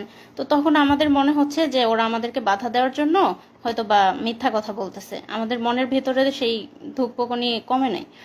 তারপরে যাই হোক সারাদিন চলে গেল। বিকাল 3টা 2:45 থেকে 3টা এর মধ্যে হচ্ছে আমার ভাসুর, আমার যারা ঢাকায় ছিল, আমার ভাসুর আমাকে ফোন দিয়ে বলল যে সংবাদ সম্মেলন করে ওরা তো মনিকে অ্যারেস্ট দেখাইছে। তো ইয়েতে কি রেলওয়ে থানায় অ্যারেস্ট দেখাইছে। আর আমরা হচ্ছে তার করছিলাম, জিডি করছিলাম, হচ্ছে দক্ষিণ খান থানায়। তো রেলওয়ে থানায় অ্যারেস্ট দেখাইছে, আমার ভাসুরা সাথে সাথে সেখানে গেছে, যে তার সাথে দেখা করতে চাইছে, বলছে যে না এখন দেখা করা যাবে না এরকম। তো তখন আমার ভাসুর আমাকে বললো যে তুমি এখনই রওনা দাও, হয়তো তোমাকে দেখা করতে দিবে, তুমি সাফওয়ানকে নিয়ে এখনই চলে আসো। তখন আমি আমার ট্রেন ছিল আমার ইসলামপুরে জামালপুরে, তখন ট্রেন ছিল 3:30, আমি সেই ট্রেনে তখনই রওনা দিই আমার বাচ্চাটাকে নিয়ে। তো এর মধ্যে যে 3টা দিন গেছে, এই 3 দিনে আমি শুধু একটু পানি খেয়েছিলাম, এবং আমার বাচ্চাটা তখন কোথায় যাচ্ছে কি খাচ্ছে আমি কিছুই জানি না। তো সেই অবস্থায় আমি আমার ছোট বাচ্চাটাকে নিয়ে আমি আমার দুলাভাইয়ের সাথে করে ট্রেনে যাচ্ছি। তারপর আমরা মানে 8:30টার দিকে ঢাকায় পৌঁছলাম। পৌঁছেই হচ্ছে আমি আমার ভাসুরকে কল দিলাম যে কোথায় আসব। তো পরে বললো যে থানায় আসার আগে থানায় আসো, আর হচ্ছে অফিসারের নাম্বার দিল যে আগে এনাকে ফোন করো যে দেখা করতে দিবে কিনা, এত দূর থেকে আসছো, যদি দেখা করতে না দেয় শুধু শুধু আসে কষ্ট করা লাগবে, আগে কল দিয়ে কথা বলে নাও। তো কল দিলাম, তখন ওনারা বললো যে না, রাত্রেবেলা আমরা কাউকে দেখা করতে দেই না, আমাদের অফিসাররা রাতে থাকে না, তো অনুমতি ছাড়া দেখা করা যাবে না, আপনারা কালকে সকালে আসবেন, সকালে তাকে কোর্টে নেওয়া হবে তখন আসবেন। তো আমি তো 3-4 দিনের এই ধকল, তার মধ্যে বাচ্চাটা নিয়ে আত্মীয়র বাসায় উঠেছি। আমার বাচ্চাটার অযত্নে ওর মানে পেটে গ্যাস হচ্ছে, মানে ওর প্যান্ট নষ্ট হচ্ছে, এরকম অবস্থা। তারপরে মানে যাই হোক, আমার তখন ফিলিংসটা এমন ছিল যে আল্লাহ, পাওয়া তো গেছে, সে তো বেঁচে আছে, এটাই আলহামদুলিল্লাহ। হ্যাঁ, তখন এরকমই ছিল, আমার খালি মনে হচ্ছে কখন সকাল হবে, আমি কখন দেখতে যাব। তারপর সকালবেলা আসলাম। তো আসার পরে হচ্ছে 10:30টার দিকে আমি রেলওয়ে থানার সামনে আমার ছোট বাচ্চাকে নিয়ে, আমার ভাসুররা ছিল কোর্টে, মানে আমাদের কথা ছিল এমন যে যদি কোর্টে নিয়ে যায় যেন ওনারা দেখতে পায়, আবার থানায় থাকলে যেন আমি মানে যে কেউ একজন যেন দেখতে পারি, যে কেউ। তো ওনারা ওখানে ছিল, আর আমি আমার দুলাভাই সহ বাচ্চা সহ আমরা হচ্ছে রেলওয়ে থানার সামনে দাঁড়ায় আছি। আমরা হচ্ছে বারবার জিজ্ঞেস করতেছি, আমাকে তো কিছু বলতেছে না যে আছে কি না আসলে, বা সে কিছুই বলতেছে না। তো তখন আমার শ্বশুরবাড়ি যেহেতু পাবনা, আমার শাহজাদপুর পাবনার কাছাকাছি এক এলাকার একটা পুলিশ ছিল, উনি আমাকে বলল যে আপনারা অপেক্ষা করেন, আছে উনি এখানে, কিছুক্ষণ পর বের করা হবে। তো সকাল 10:30 থেকে 12:30 পর্যন্ত রোদের মধ্যে দাঁড়াই ছিলাম। আমাদেরকে থানায় ঢুকতে দেয় নাই, ওখানে কোনো বসার জায়গা ছিল না, এবং ওখানে যেহেতু স্টেশন, চাইলে আমরা যেয়ে বসতে পারতাম। আমাদের কাছে মনে হয়েছে যে 1 মিনিটও এখান থেকে নড়বো না, যদি এর মধ্যে নিয়ে যায়, আমরা কোথাও গেলাম তখন যদি নিয়ে যায়। আমার বাচ্চা তখন হচ্ছে মানে 2-2.5 বছর বয়স, মানে ওর খাওয়া ঘুম সব কিছু উল্টাপাল্টা হয়ে যাচ্ছে। তো যাই হোক, তারপরে তাকে 12:30টার দিকে হচ্ছে বের করলো। যখন বের করলো দেখি যে তার 2 হাত বাঁধা, এবং মানে এই যে আপনারা দেখছেন আসিফ মাহতাব স্যারকে যেভাবে বেঁধে বের করছে কোর্টে, সেভাবে তাকে বেঁধে বের করছে। আমি দৌড়ে চলে গেছি, দৌড়ে গিয়ে তাকে জড়ায় ধরে খালি আলহামদুলিল্লাহ বলছে, আর বলছি যে তুমি একটুও চিন্তা করো না, সব ঠিক হয়ে যাবে। হ্যাঁ, আমি কাঁদি নাই, আমি তাকে সাহস দিছি, আমি বলছি যে সব ঠিক হয়ে যাবে ইনশাল্লাহ, তুমি একটুও চিন্তা করো না। ও আমাদেরকে দেখে অবাক হয়ে গেছে যে আমরা কিভাবে জানলাম, কিভাবে এখানে আসলাম। তো আমার মানে আমরা ওখানে যাওয়ার সাথে আমার তো ধারণাই নাই যে ওরা মিডিয়ার মাধ্যমে জানছে, মানে থানার সংবাদ পাইছে, থানাতে চলে, কারণ আমি তো থানার মধ্যে, মানে আমি কিছুই বুঝতে, মানে আমি ওদেরকে দেখে অবাক হয়ে গেছি যে মানে ওরা এখানে চলে আসছে। আমি আমার ছেলেকে নিয়ে আমি যখন গেলাম দৌড়ায়, ওরা আমাদের কুকুরের মতো দূর দূর করে মানে করে দিচ্ছে, তাড়া দিচ্ছে, এই চলে যান চলে যান, খবরদার কাছে আসবেন না, কাছে আসলে কিন্তু আসামিকে টর্চার করবো, খবরদার কাছে আসবেন না। তো ও আমার বাবুকে জাস্ট একটা চুমা দিতে আসছিল, মানে ঠোঁটটা কাছে নিয়ে আসছে আমার বাবুর গালের কাছে, ওরা দিতে দেয় নাই, ওরা ওকে দড়ি ধরে টান দিয়ে হেঁচকে টান দিয়ে নিয়ে গেছে। এই দৃশ্য আমি কোনোদিনও ভুলবো না। তারপর যাই হোক, ওনাকে একটা সিএনজিতে উঠালো, পাশে তো 3-4 জন পুলিশ ছিল, তো সাথে সাথে আমরা আরেকটা সিএনজি ভাড়া করলাম। ভাড়া করার পরে আমাদেরই হলো যে আমরা ওদেরকে পুরো ফলো করব, ওরা যেদিক দিয়ে যাচ্ছে আমরা ওইভাবে। তো যে ফলো করতেছি, আমাদের সিএনজি ওদের সিএনজি পাশাপাশি ছিল, এবং একটা জ্যাম লেগে যায়, জ্যাম লেগে যাওয়ার ফলে তাদের সিএনজি আর আমাদের সিএনজি একদম পাশাপাশি, মানে আমি বারবার আমার এখান থেকে দেখতেছি ও একটু করে তাকাচ্ছে। তো আমি সাফওয়ানকে বলছি, দেখো ওই যে তোমার বাবা, ডাকো বাবাকে, ডাকো। সাফওয়ান ডাকতেছে, বাবা বাবা এমন করে ডাকতেছে। পুলিশ কতটা হিংস্র, কতটা খারাপ। সে সিএনজি থেকে বের হয়ে এসে, আমাদের সিএনজিওয়ালা একটু বয়স্ক ছিল, আমাদের সিএনজিওয়ালাকে লাথি মেরে বলতেছে যা তাড়াতাড়ি এখান থেকে। মানে আমাদের সিএনজি ওখানে দাঁড়াতে দিচ্ছে না। সে বয়স্ক মানুষটার সাথে খারাপ, জাস্ট আমার ছেলে একটু বাবা বলে ডাকছে, এটাই ওদের সহ্য হচ্ছে না।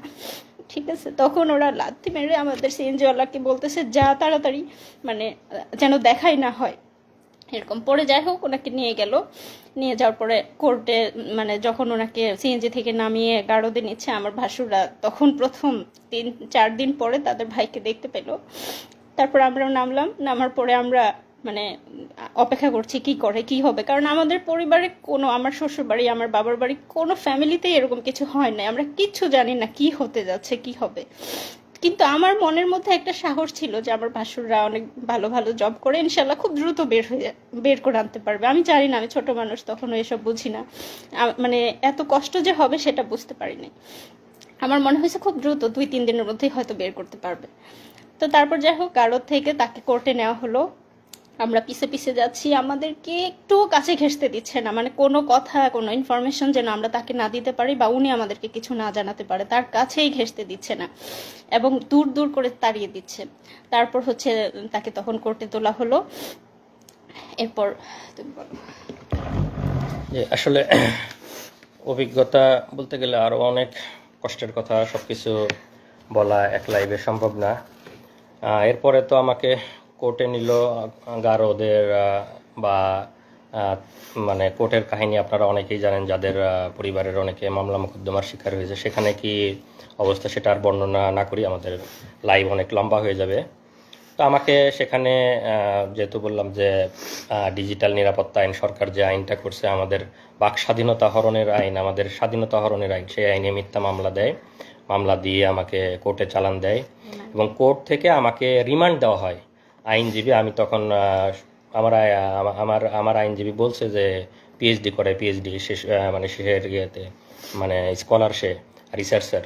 এত কিছু শোনার পরেও বিচারক আমাকে রিমান্ডে দিছে, আসিফ মাহতাব স্যারকে বা আমাদের সম্মানিত শিক্ষকদেরকে যেভাবে দেওয়া হয় সেভাবে আমাকে প্রথমে 3 দিনের রিমান্ডে দেয়, পরে আরও 1 দিনের রিমান্ড এবং সেগুলার অভিজ্ঞতা বর্ণনা করতে গেলে আরও অনেক লম্বা হয়ে যাবে।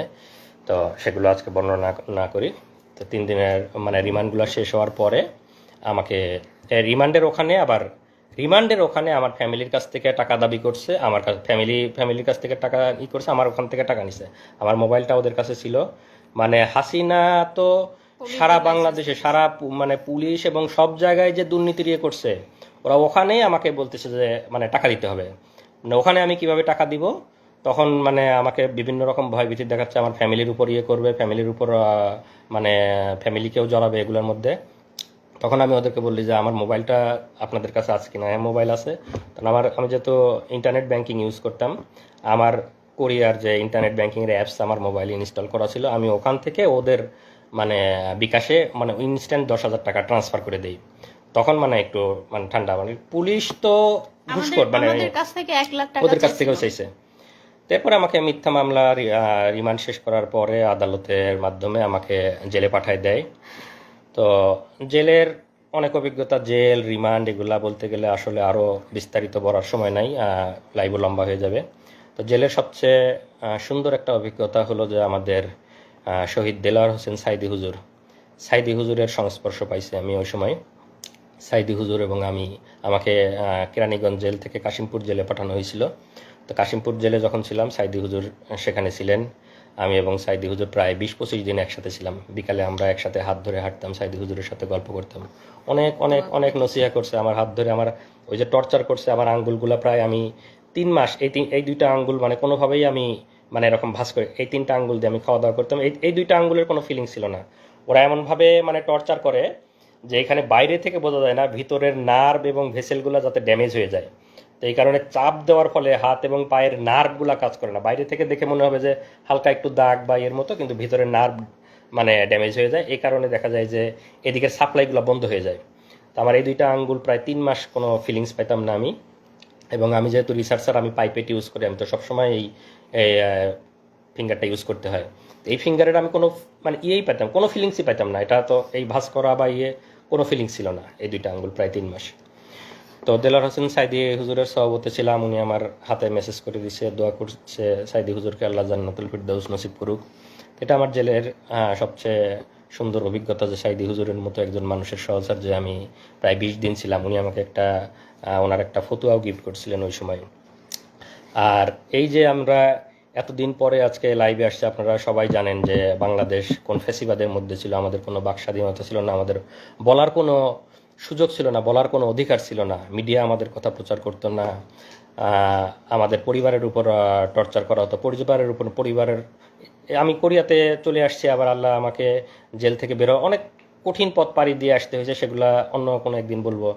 তারপরেও আমার এখানে পিএইচডি ডিগ্রি হয়েছে, আল্লাহ আমাকে ভালো চাকরি মিলাইছে, অনেক ভালো আছি। কিন্তু তারপরেও তো মানে দেশের প্রতি টান আছেই।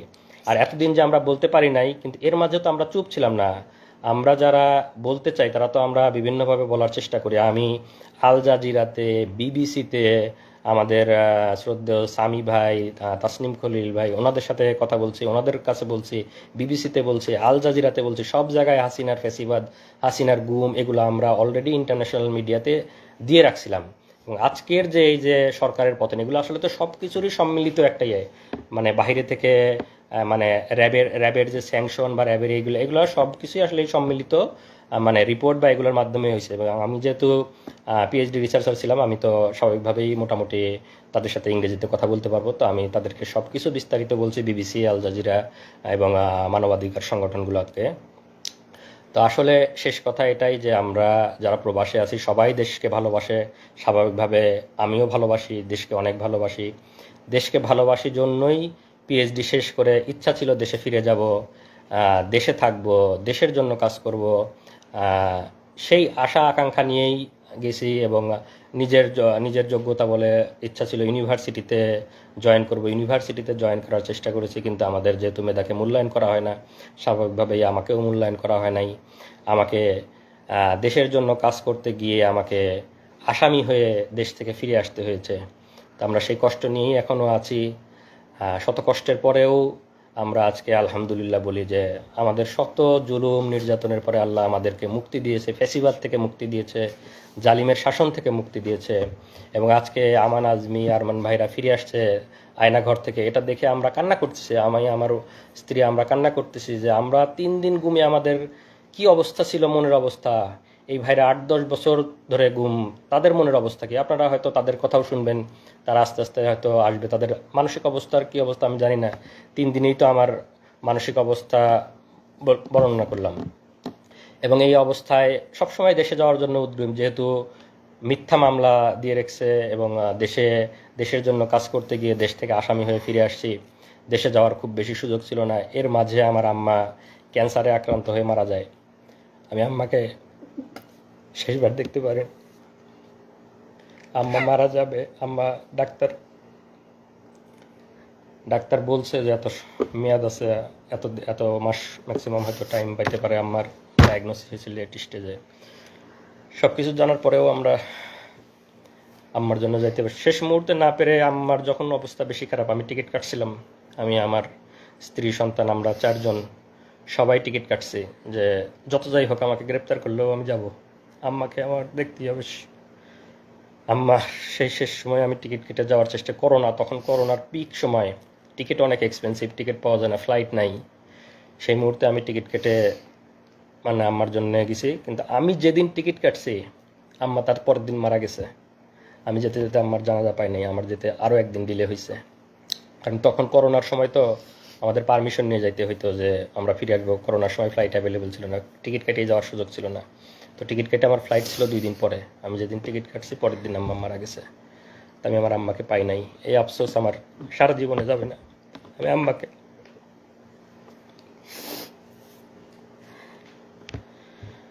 আপনারা আমাদের জন্য দোয়া করবেন। যারা যারা হাসিনার জালিম হাসিনার ফ্যাসিবাদের কবলে আছেন সবার জন্য আমাদের দোয়া থাকবে। এবং যারা যারা আজকে আয়নাঘর থেকে ফিরে আসতেছেন তাদের জন্য দোয়া থাকবে। এবং আমরা আবার ফিরে আসতে চাই, শত নির্যাতনের পরেও আমরা চাই আমরা দেশে ফিরে আসব, দেশের জন্য কাজ করব, নতুন দেশ গঠনে আমরা সবাই একসাথে ঐক্যবদ্ধভাবে কাজ করব। এবং আমাদের নতুন বাংলাদেশ হবে সুজলা সুফলা, এবং যেখানে কোনো দুর্নীতি থাকবে না, যেখানে কোনো ফ্যাসিবাদ থাকবে না। এই ডিজিটাল নিরাপত্তা আইন, এক বাক স্বাধীনতা হরণের আইন উঠিয়ে দেওয়া হবে, এবং আমি আশা করি যারা মানবাধিকার সংস্থায় আছেন, যারা নতুন সরকার গঠন করবেন, তারা এই ফ্যাসিবাদী এবং বাক স্বাধীনতা হরণকারী এই ডিজিটাল নিরাপত্তা আইন আপনারা উঠিয়ে দিবেন। যারা যারা আমরা নির্যাতনের শিকার, তাদেরকে এই জুলুম থেকে আপনারা মুক্তি দেবেন। এবং আমি পরিশেষে যে ছাত্র আন্দোলনের মাধ্যমে এই ফ্যাসিবাদ, এই জুলুম থেকে আমরা মুক্তি পেয়েছি আল্লাহর অশেষ মেহেরবানিতে, তাদেরকে আমি ধন্যবাদ দিতে চাই। তাদেরকে ধন্যবাদ দিয়ে ধন্যবাদ দেওয়ার কোনো ভাষা আমার জানা নেই। তাদের এই আন্দোলনের ফলে এবং যারা শহীদ হয়েছেন, তাদের আত্মার মাগফিরাত কামনা করি। পরিশেষে আমি বলবো যে আমরা সবাই মিলে ইনশাল্লাহ একটা নতুন বাংলাদেশ গড়ব, যেখানে থাকবে না কোনো ভেদাভেদ, কোনো মারামারি, কোনো এরকম কোনো, যাতে আর কাউকে এভাবে লাইভে এসে তার এই কঠিন কঠিন পরিস্থিতির বর্ণনা না করতে হয়। সবাইকে ধন্যবাদ। আসসালামু আলাইকুম ওয়া রাহমাতুল্লাহ।